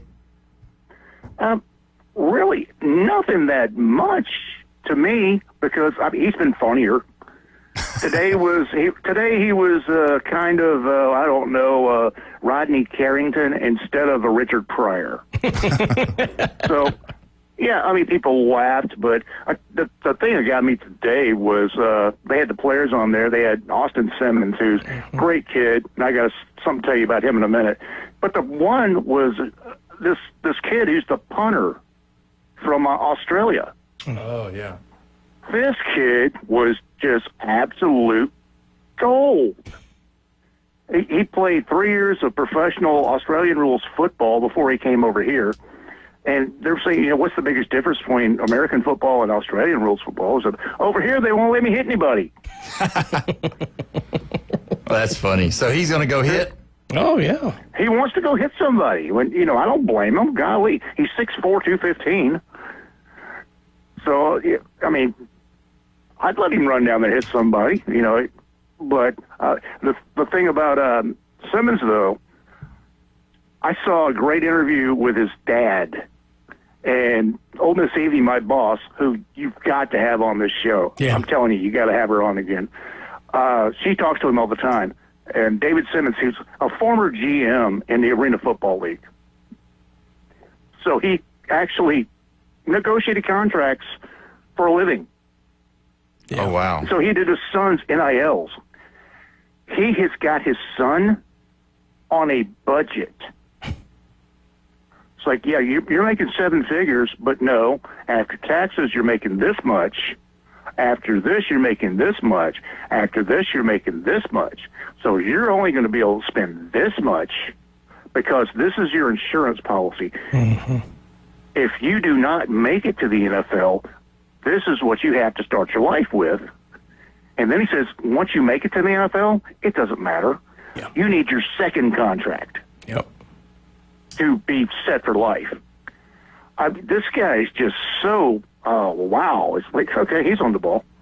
Yeah. And he doesn't want his son to have a girlfriend, by the way. Well, that's smart. He said you don't know what she's thinking about. Yeah. And his other advice I thought was just fantastic was if you're walking down the street in Oxford and somebody pulls up in the car and yells at you, don't yell back. Mm-hmm. Turn around and walk away. If somebody walks up and punches you in the face, don't punch back. Turn around, walk away. I'll come back and punch him. They're looking to sue you. Yeah. Because they know you've got money. You've got a dollar sign on your chest. Now, I know you shared it with us last week. What's his NIL? I can't remember what you told us. Oh, I tell you what, he's got several of them, but they're keeping that under wraps. What I like about it was, I told you last week, he's getting his master's and he's getting his sports management because he wants to learn how to manage NIL to help his teammates out. Yeah, that was the really cool story we talked about. That guy just seems like he's going to be great. Yeah, he just seems like he's got all. I can't wait to see him. Obviously, we saw him last year for the one series where he just went up the field against Georgia, which is hard to do, don't get me wrong, but I want to see how he does because if Lane Kiffin can get him going and find out, and he figures out the game and it starts slowing down for him, that's going to be huge for Ole Miss this year. Now, here's something else about his dad who figured this out. This kid had his bags packed. He was going to Florida State. Mm-hmm. Oh, wow. Okay, and he was going to transfer in the summertime. And they said, we want you to come in summer A, period. And his dad said, no, he's coming summer B. And he said, no, he has to come summer A. He said, no, because he needs summer B to finish out his AA degree before he comes there. And if he goes there with his AA, he's got 60 hours that you have to take. If he doesn't have it, you get to go through his transcripts and say, well, we're not taking that, not taking that. Well, we're going to give you 40 hours. And he said, I'm not wasting my son's time taking all these college classes if they won't transfer. Mm-hmm. Oh. And that Miami did not want him. Florida came in late, but the baseball coach said he was not going to take him. And finally, the interviewer said, well, why Ole Miss? He said, well, coaches come in here all the time and lie to you. Lane Kiffin didn't. Yeah. Wow. He said, hey, look, this is what's going on. And I've seen a couple of Kiffin things lately. The man's grown up. Yeah, I agree. He has, I hate to say it might be because his dad and his mom passed away in the last year, and now he's the patriarch of the family. Yeah. But his oldest sister, or his oldest daughter, moved back to Oxford from Manhattan Beach, California, by the way, to Oxford, Mississippi. And now she's a sophomore. His son just moved back so he can go to Oxford High School. His ex-wife is moving back to Oxford. And he's like, our family's together. We're not traditional, but we're all together, and we're all good. And I think it's a tribute to Oxford, Mississippi. Yeah. And you said your daughter's going there now. My great niece goes there now.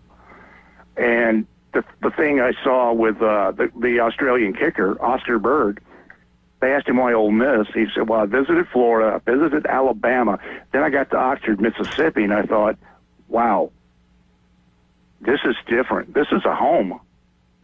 When I first visited Ole Miss, I was going to go to Auburn, and I went there on a lark, and I pulled on the campus and just looked around and went, oh, man, this is a college. Yeah. Well, when you look at what he's done, how he's been out in the news, how he's changed his style of coaching, how he makes his online presence, but then you look at what you're talking about where he has matured, and it's like he's got that Nick Saban part of him to where now he's starting to build something over there. And for me as an Alabama fan, I just don't want them every year. But the thing about the online thing, he says, I'm more myself online than I am in person. Yeah. He said, but the thing is, the SEC coaches around the conferences, I just saw this online. I want to post it. I can't. So I sent it to you so you can repost it. And he goes, yeah, no problem. Yeah, I heard that. Yeah, that's crazy. And that's and you know what? I like a coach like that that's not scared. You know what I mean? Because those other guys are like, man, did you see this? I know you can share it, but I can't. He's authentic. Well, he said something else I loved that he got a lot of, junk about doing a TikTok video with his daughter doing a makeup tutorial. And they're like, oh, that makes you soft. He goes, no, that makes me a dad. Yeah. Yeah. I'm not going to be here forever. I'm going to be on my way out. Do I want to say I passed that up with my daughter?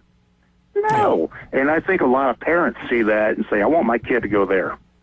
Yeah. No, I'm with you on that. I just don't think he's going to be leaving. No, I don't. I think he's doing good. And then with the production that you've seen with Jackson Dart and all the other players getting out into the NFL and actually, being good, that's good. Speaking of Dart, there's going to be a kid there this year. Harrison Wallace II's a wide receiver. He transferred from Penn State, where he started 20 games. He's on the Blitnikoff watch list. Wow. My favorite thing, he's going to wear number 2. The last 3 guys to wear number 2, Matt Corral, Jackson Dart, Walter Nolan. Yep. Walter Nolan. Oh, yeah. By the way, I kind of like the guy wearing number 2 there. And I got to say, Steve, Harrison Wallace II is the most Oxford name I've ever heard. He fits in beautifully. Well, okay, I've got one for you then. the most Starkville name? Pork Chop Womack. Nope. Okay. It's a kid this year. His name is Frederick Jerome Forrest, but he goes by his nickname. So he's a linebacker, and you're going to hear over the PA system, tackled by Fatty Forrest. Come on. I love it. That's great. Well, Steve, we're going to have to take our break. Thank you so much. Go visit Steve at therebelwalk.com. We appreciate it, man, and we'll see what these games look like this weekend. We're excited. So thank you, Steve. Have a good weekend, or have a good week. All right. Love you guys like fried chicken. Yes, sir. Steve. Thank you, Steve. And when we come back, Todd from PCB Hobbies in the building. We're going to talk about this expensive card that the Shark Tank's talking about. You're listening to 104.3 ESPN Northwest Florida.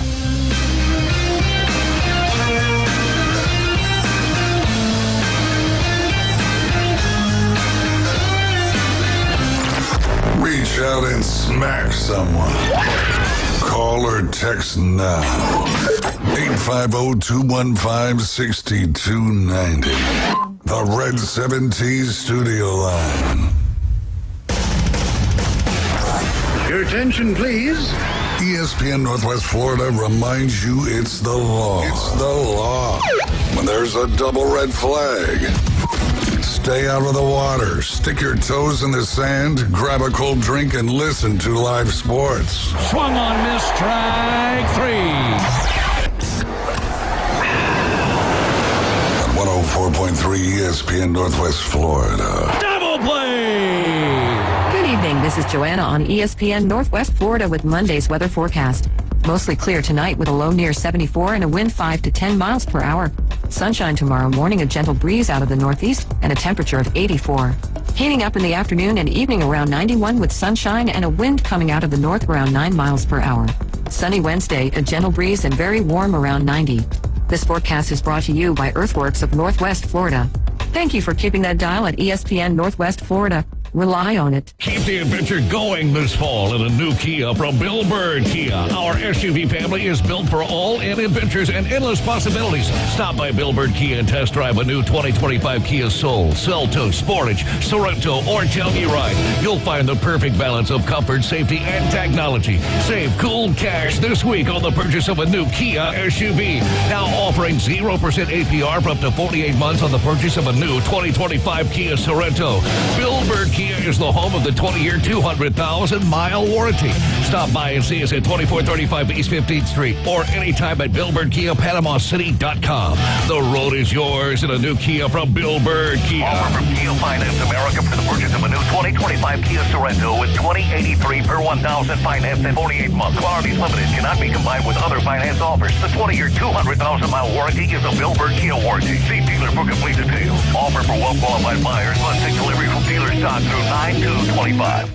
You found us inside the CBC Construction Studios. Your favorite team is garbage. Dallas? I don't want you going to Dallas at all. And we're here to explain why.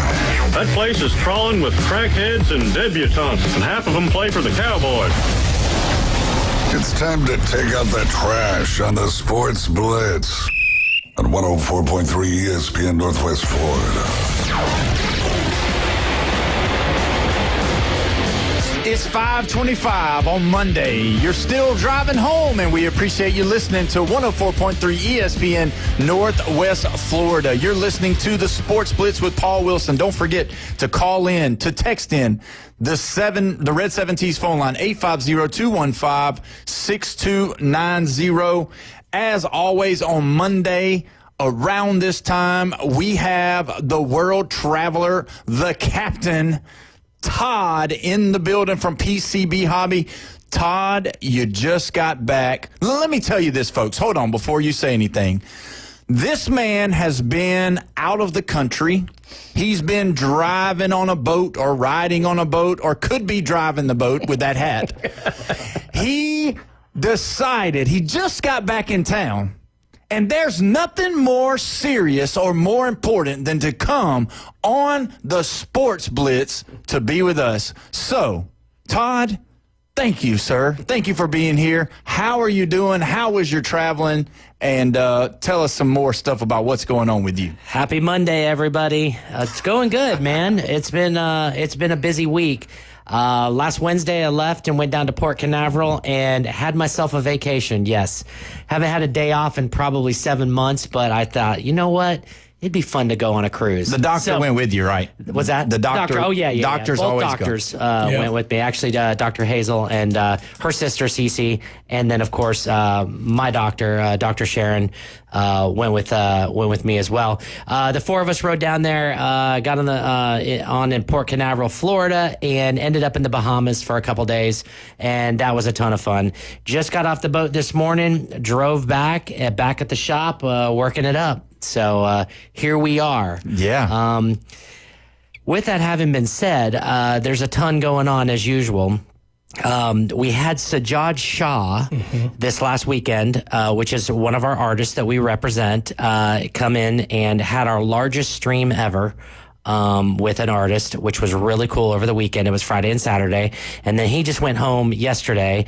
And then this weekend coming up, we're having Ryan Kincaid, another known artist, comic book artist, come in, and we're going to do a stream with him on Friday and Saturday.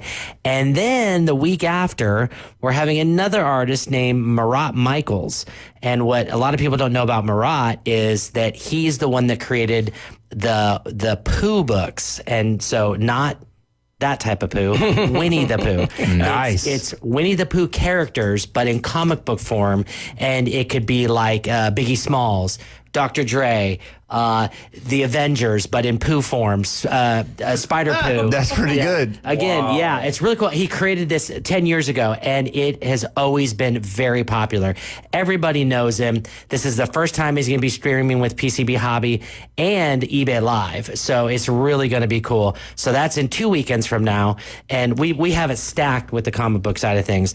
Of course, we've been doing coin stuff. We just got back from the ANA. ANA is the American Numismatic Association show, and that happened to be in Oklahoma City. So we just got back from that, bought a ton of inventory. So we are locked and loaded with inventory. We're going to be streaming a lot of that. The shop's got a bunch. And one of the most exciting pieces of news ever for PCB Hobby is we have our own NGC, that's Numismatic Guarantee Corporation, graded holder now, which means we have our logo and our backdrop on the actual graded coins now. Wow, that's cool. That come back from NGC. So it's not only marketing, but you can get a PCB Hobby holder now through NGC. So that's pretty cool.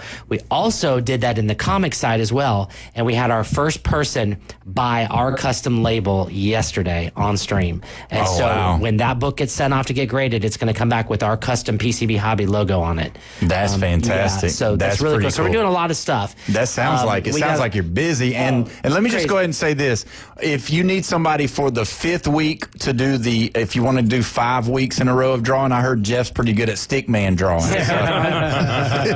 You'd be shocked. I could put Jeff behind the microphone and the camera and say he's a renowned artist and have him draw a stick figure, and I guarantee you I'd make thousands of dollars. Sold. That's what I'm talking about. Guaranteed. So anyways, but no, we're having a lot of fun. In the TCG side of things, we just got back from, I think today, in fact, at 1, they went and picked up the boys from Collecticon in Kansas City. Yeah. So that was pretty cool. We had tables. And we have some exciting news coming up about next year's Collecticons, so that's pretty awesome. We'll be talking about that more as we get further in the year and get everything, solidified. Other than that, of course, we have sports cards. We're going to let Brian tell us a little bit about what's going on at the shop.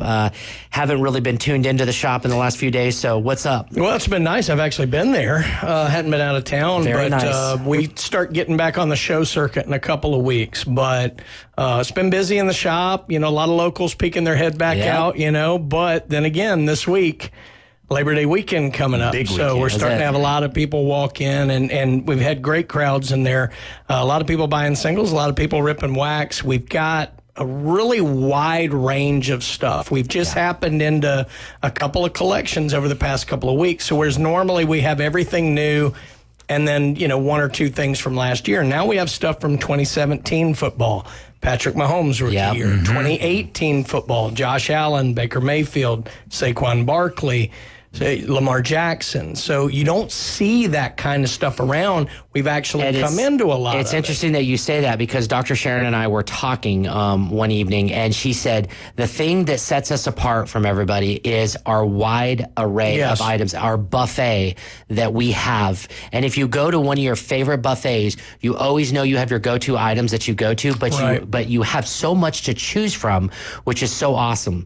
And that's what PCB Hobby is about. Is we literally have almost everything under the sun that you can purchase, buy, mess with, toy with, whatever it is, and that's what's so beautiful about us. And having these collections come in the door and this wide variety is what's amazing. We've actually just expanded UFC and wrestling singles. Nice. Now, Wrestling Wax, fear not, people, we're about a month, 6 weeks away. Top's Finest is going to come out. Which that's going to be baller. That's going to be huge. Yeah. They've got some big things going on in that. Finest is a great product. And they incorporated the patch thing, like the debut patch.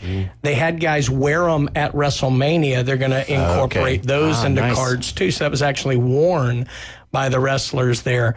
This week, a lot of different things coming out. Origins Football, which is a beautiful, beautiful card that they do. Select Racing, that's going to be a NASCAR. Panini Select's always fun there. Topps Chrome Baseball Sapphire comes out later in the week. Wow. That'll be a super high-end product. And then Donruss Optic Basketball is now out. And people go, well, why is that a big deal? Downtowns are in basketball this year. So people are chasing those like crazy. But yeah, we've come across a lot of cool things. And for those of you who like vintage, I picked up a collection yesterday that had a couple of older Ted Williams, had a Mickey Mantle in there from 69 graded. We picked up some older. White or yellow? It was yellow name. Yellow. But what kind of price range is that in? It depends. It depends on how high. What grade was the yellow? It was a 5. A 5. That's pretty good for a yellow, but the white's rare. That's and right. A 5 and a white's probably $2,000. I think this is like $275, $300. Yeah, this isn't somewhere in that range. But a 5 and a white name plate is expensive. But one of the weird things we've picked up a lot of lately is it's more modern cards, but of older players' autographs. So a really nice Reggie Jackson autograph from 2015, but it's out of 10. Oh, wow. And it's a dynasty, so super high end. We got a Cal Ripken on-card autograph, got Rod Carew. And if you don't understand what on-card is, on-card is where they actually sign on the card versus a sticker. So they're worth a lot more because the player actually touched the card. Wow. So a lot of that going on, but and look, Star Wars Chrome is selling like crazy. I know it's not sports. Beautiful, best looking one they've done in years. Have you ever brought stuff into the studio? I did once or twice. We gave away a box on stream one time. I think I brought one card in one time and showed one card off. I can't remember. It's been a while. I'll have to do that again. Yeah. Look, I can bring over anything that anybody would like to see. If you want to see a rare coin, a high-grade rare coin, a high-grade rare comic, high-grade. I mean, I got high-graded and rare of anything that you want to see. Yeah, I'd like you to bring one in, and obviously Jeff will buy it. And what we'll do is we'll open it online. I mean, right here, right now, just a pack. Yeah, sure. And see what we can come up with. That would be kind of a cool idea. Tell you what, Jeff doesn't even have to buy it. Perfect. No. That sounds good. I'll make sure Randy takes out of your pay. There you go.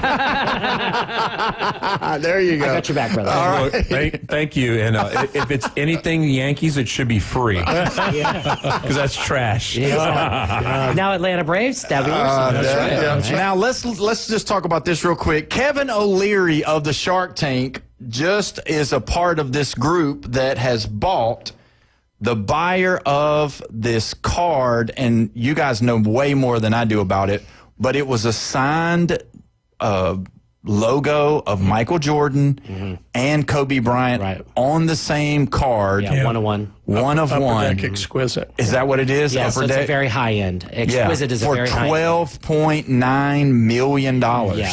Now, to be fair, It's probably the only one of its kind. It is a one-on-one, but they also make other one-on-ones that might be similar to that. Gotcha. There probably isn't a similar one. Yeah. And obviously, you're never going to get Kobe's signature ever again. That's right. It would have to be what's called a cut signature, which is not quite the same. So Kobe and Michael both signed the card. And of course, its rarity is that it's the only one in the world, and it really is. And there's probably nothing to ever comp it against. So in saying that, you can almost write your own ticket with something like that. Now, the card business has gone crazy. Yeah. And that card shouldn't be really, in my opinion, be worth $12.9 million. Now, investment wise, though, I mean, you can't go against it. It's never going to be made again. So I don't know. It's like saying, I mean, it's like having the only, let's say Mickey Mantle got divorced sometime and his only divorce document that was signed by him was put on auction. Okay, that's a one-on-one. You'll never, ever, even though he never got divorced. But my point is that it's rare. I mean, it's so rare that it's like there's nothing to ever compare it to. And that's it. It was the perfect storm of cards. So Logo Man is the grail of what everybody wants. Dual Logo Man? Dual Logo Man. The fact that on card autos, we just talked about that. The fact that Kobe has passed and he's not signing anything else. And you have to understand, Michael Jordan is not like a lot of current athletes where they're signing a lot of stuff. Not at all. He was an Upper Deck exclusive. In fact, he is still an Upper Deck exclusive. Wow. Guess what Upper Deck doesn't make? Basketball cards. So Michael Jordan autographs are insanely valuable. Kobe autographs are insanely valuable. The fact that those two get compared, like it's literally ticks every box of every perfect This is the rarest of the rare basketball card. And the last box to check, this card does not come up for air very often. You know, a lot of these big cards, they get traded. Look, 52 Mantles, they get traded all the time. They get traded around a lot. You can go to the National and see 100 of them. This card may not get sold again for 10 or 15 years. Right. And it obviously went to an investment group. If Kevin O'Leary's involved, it's an investment group. That's right. You know, now with that having been said, again, he is the type of guy that wants to make money. I get it. Of course. And so the investment group probably purchased it. They're probably saying, okay, let's wait till the pinnacle of basketball season, you know, and let's try to sell it and make a mill or something like that to a private investor. Most likely an overseas private investor would be my guess. And that's really what's going to happen. You know what's interesting? Here's what you're going to start seeing more of. And O'Leary's a little bit different. He's part of a little group. But you're going to start seeing these uber high-end cards used as marketing. They're going to make money off the fact that they show it off. If you remember, the Paul Skeens bought by Dick's Sporting Goods for $1.05 million or whatever like that. They're showing it off in their Pittsburgh store. They're taking it was at Fanatics Fest. That's it. And they will write it off on their expense sheet as a marketing expense. The funny thing about it is, so it's making money. They've been doing this for years in coins. The problem is coins are so darn valuable that they don't publicize it. Yet you can go to a coin show, a big coin show, like one of the biggest coin shows, and you'll see a $3 million gold collection displayed, you know, of the rarest gold out there. And it's like, most people don't even realize that some of this stuff is out there. I mean, this is big boy stuff right here that we're talking about. And this card is no different than that. This is huge, huge news and huge business. But again, this is for an overseas collector to probably come in and purchase is probably what's going to happen. And it'll go away for years and years and years, 20, 30 years. Yeah. You know, and coins do that as well. And that's an interesting phenomenon that happens, you know, when stuff gets snapped up and then that's it. It's gone. One of our listeners, Sharon Simpson, said, let's bring pre-code horror. I don't know what that means. But. Okay, so pre-code horror. That's Dr. Sharon, but no, it's funny. It's funny, though. It's funny because I'm actually having a special coin show. A special coin show this Saturday on our eBay Live. It's going to start 5 Central, okay? And I'm selling a part of my coin collection off. Wow. Everyone's probably like, wait, what? You're selling part of your coin collection like you are the coin nerd, like you're the existential coin nerd. You're just going to sell some of your collection off? Yes, but there's a reason why. I am buying one of the most valuable pre-code horror books. And what pre-code horror is in the 1955 and older, they did not have a code authority badge on the book, which means they could do what they wanted. So there's there's drawing of a guy hanging himself or a decapitated head. Now, this is in comic book form, so this is not like taking a picture of some real life. Right. In comic book form, what they figured would look like. And so these are rarer books because they quickly, Congress said, Yeah. you guys can't. And so they said, okay, we'll make our own code and we'll follow our own guidelines as long as you guys think it's okay. And they did. They said, okay, it's cool, it's good. And so they said, but you got to have this code marker on your books. So in about 1956, they started putting code on the books. And so pre-code means pre to them putting those identifiers. Wow. So there is a book called Black Cat Mystery number 50. So it's the 50th issue. And not be confused because it could have been named something for 10 issues and then something else for 10 issues and then ended up in Black Cat Mystery. So Black Cat Mystery number 50 has a guy that ate rhodium and it melted part of his face off. It's the most iconic horror book cover they make. Oh. And I am buying a CGC, that's a graded 8.0. Ooh. That's very good. $45,000 book. Wow. Oh, wow. That's crazy. So help out the captain. Yeah, help him out. I'm selling part of my coin collection to fund me buying this book. That's awesome. That's a really good thing. And, it's just swapping collectible for collectibles. Yeah, that's awesome. And the boss, he walked by and held up his wallet, just so you know. So I am probably going to get docked for that box of cards. So awesome. But we appreciate it. Some national treasures, right? Yeah, we do. Just make sure that's $1,000, $2,000 bucks. That's cool. Oh, man. 3, but yeah. Yeah, you got yourself in deep. Here we go. We'll go with it. But thank you so much for Todd coming by today, discussing all of this stuff. Go see him at PCB Hobby right there on Back Beach Road, right next to Florida Linens. And just go over there. It stays packed. So go ahead and park and walk and get over there to him. And when we come back, we're going to be discussing a little bit of SEC quarterback football, all inclusive. You're listening to 104.3 ESPN, Northwest Florida.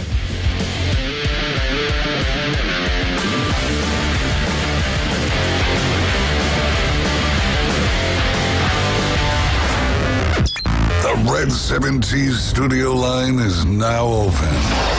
850-215-6290. It's here. The 104.3 ESPN Northwest Florida app version 2.0. Now featuring ultra high fidelity. You'll feel like you're in the game. Plus more opportunities to win weekly prizes from local businesses when you click it to win it. Download the 104.3 ESPN Northwest Florida app today at Google Play or the Apple Store. Good evening. This is Joanna on ESPN Northwest Florida with Monday's weather forecast.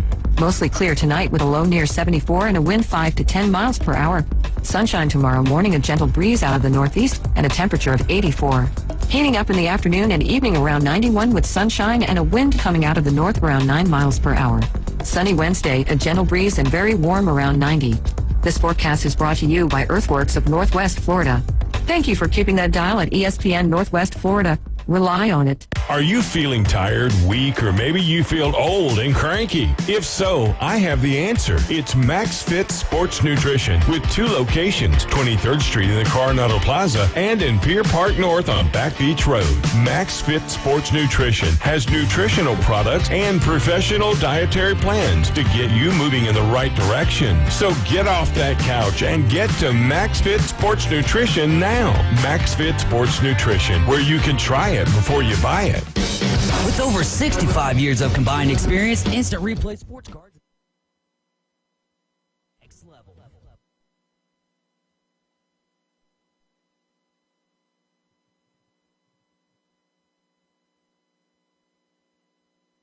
If you build it, they will come.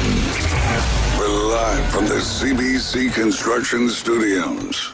And now the Gulf Coast's newest sports talk host, Paul Wilson. Fresh new start. Locally sourced, farm to radio.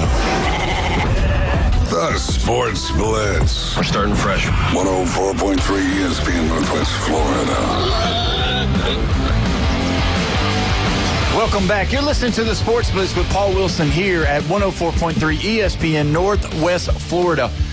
Going to talk a little bit about what we got going on this weekend. Friday, college football starting right here at 6 p.m., kickoff 7 p.m., Auburn at Baylor. Don't want to miss that. Also, Saturday, man, we got a big gamut of games right here. At 10:30 starts the program, 11 o'clock kickoff, Texas at Ohio State. You don't want to miss that one. Also, later on that night, the nightcap, 6:30 kick, LSU at Clemson. Sunday, you just thought it was going to get started, but we're going on Sunday. 1:30 program starts. Kickoff is at 2 p.m. You got South Carolina and Virginia Tech. And then the nightcap for that one, 6:30 p.m. kickoff, Notre Dame at Miami. Oh, wait, Notre Dame and Miami Sunday? That is right, Sunday. So there we go. Week 0's snacks are done. Now it's time for the full spread. This Labor Day weekend is stacked with college football, like I just talked about, that you can't miss. And Hard Rock Bet is Florida's only legal way to get in the game. Download now, and let's get the party rolling. Offered by Seminole Tribe of Florida. Must be 21 plus and physically present in Florida to wager. Terms and conditions apply. Concerned about gambling? Call 1-888-ADMIT-IT. Now, let's look at some of our other sponsors. Again, if you're in the market for a new car or a used car, you can go to AutoNation Ford in Panama City. But I want to add something to it. Maybe you're not in the market for a car and you've got a car that you want to sell. Well, guess what? AutoNation Ford of Panama City would love to take a look at your car and give you the most bang for your buck for the vehicle. So go see those guys, AutoNation Ford in Panama City. Now, we always talk about the ladies, and it seems like that, the men get left out. So, guys, maybe you've hit something with your tow mirror, and you're needing it to be replaced or repainted. Or maybe the sun has just kind of pulled the color out of your vehicle. Go see those guys at Recommended Collision. They will get you fixed up. And also, don't forget, if you tell them that you heard about it from the show, Sports Blitz, they will give you a discount. So don't forget about those things. We got all of this stuff going on right here at the Sports Blitz at 104.3 ESPN Northwest Florida. So don't forget, guys, we got more things coming this week. College football, NFL football. And the deal is that we have got a bunch of stuff going on. But before we go to it, we do have a caller on the Red 70s phone line. We got Mike. Are you there with me, Mike? I am. How are you today? I'm doing very good, my man. What's up, Mikey? Not much. Who's that speaking to me? That's Brian. What's up, man? I came in the afternoon. Hey, I was late. You got $1,000 you can loan me to bet on Auburn at Baylor? Yeah, I'll write you a check. I'm not going there. Hey, they just announced that Robbie Ashford is going to start for Wake Forest against Kennesaw State, which is such an up-and-coming school that I actually coached against them back in the day, not to make it about me. I'm interested, though. Brian, what do you think about, first off, I hate college games on Friday, and I only like the Egg Bowl on Thursdays. That's Thursdays for JV games. Let me have your opinion. No, I agree wholeheartedly. I hate Friday worse than any of the other days because that should be high school football day. And, exactly. I've wrapped my head around the MAC trying to get on Wednesdays, and I don't love it. But, leave Friday alone. That's the high schoolers' night. Well, not that I ever gamble, but if you want to concentrate on a conference, concentrate on the MAC or something like that and learn their depth charts. Now, one other thing real quick, because it relates to people down there. Have you ever heard of a third-string quarterback other than Terry Hanratty about 55 years ago who got as much ink press, whatever, as Shedeur Sanders? Fair enough. He's fourth string. Yeah, fourth string. Sorry. Let me tell you about Shedeur. Let me tell you his value. And this is an honest opinion. Shedeur is very accurate out to 20, maybe 25 yards between the numbers, and he's got escapability. So he's valuable as a backup to a team that has a terrible offensive line. Now, let me ask you this. I'm a Tennessee guy. Is he better than Joe Milton? I don't know. No. I don't think so. No, he's not.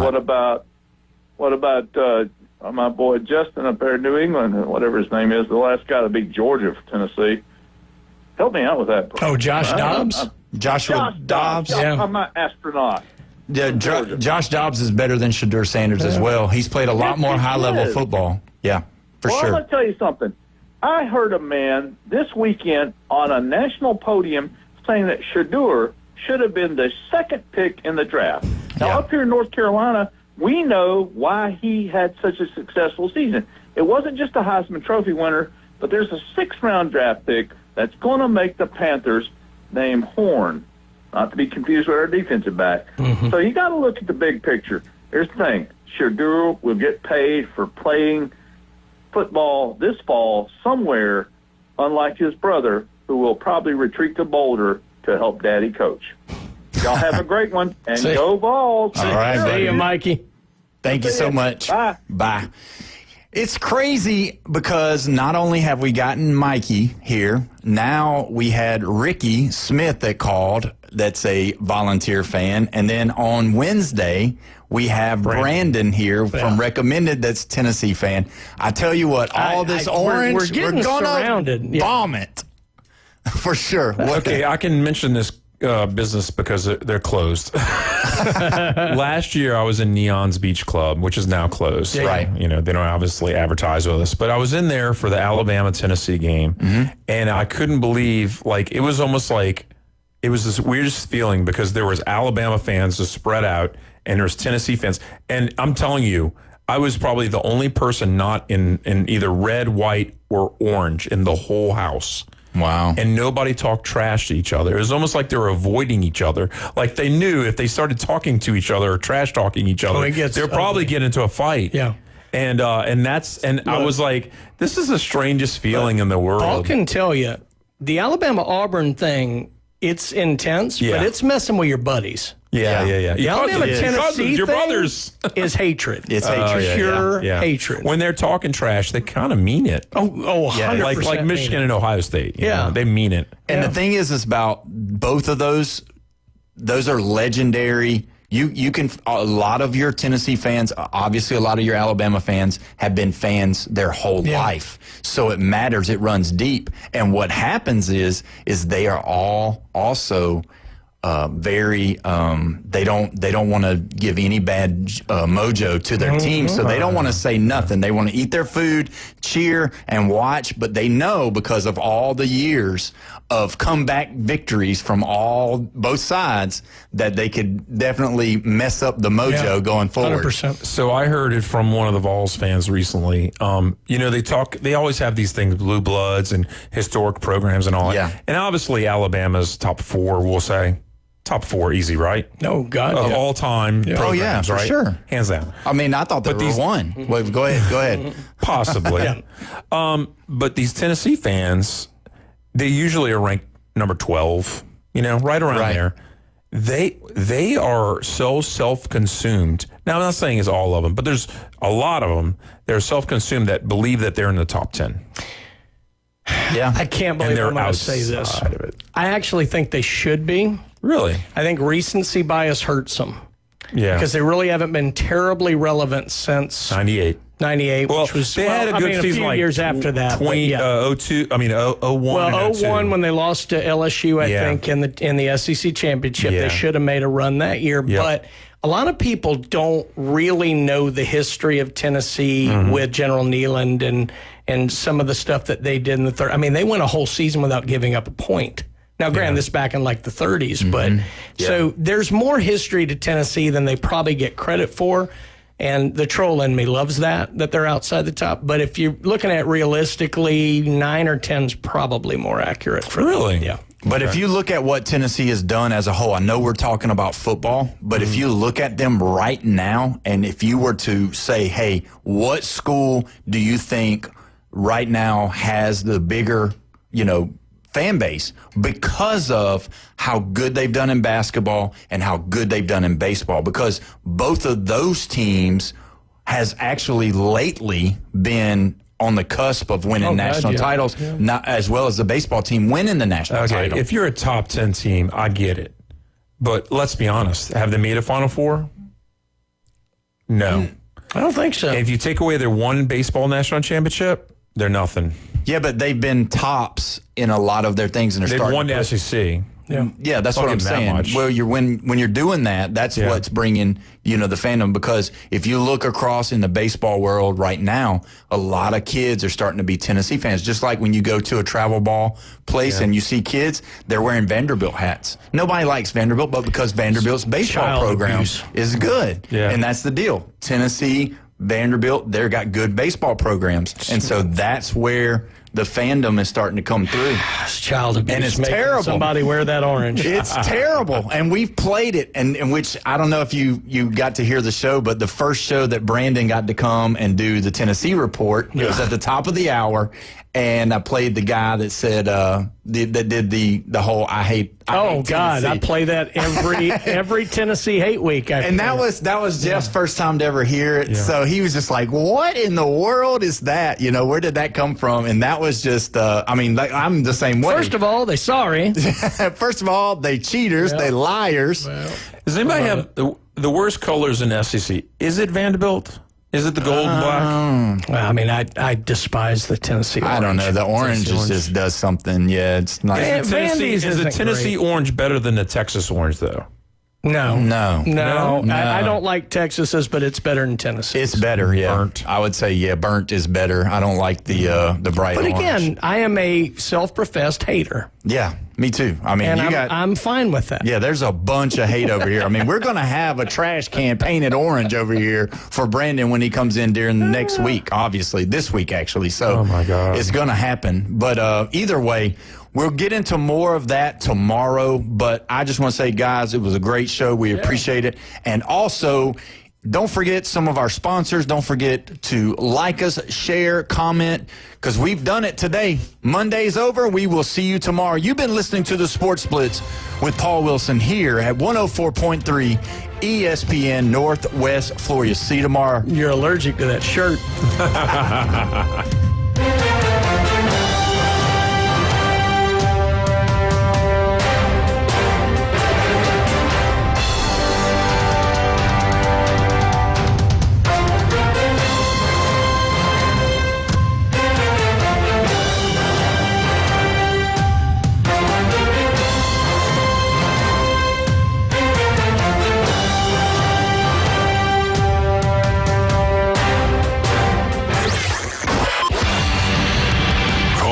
Text him now on the Red 7 T's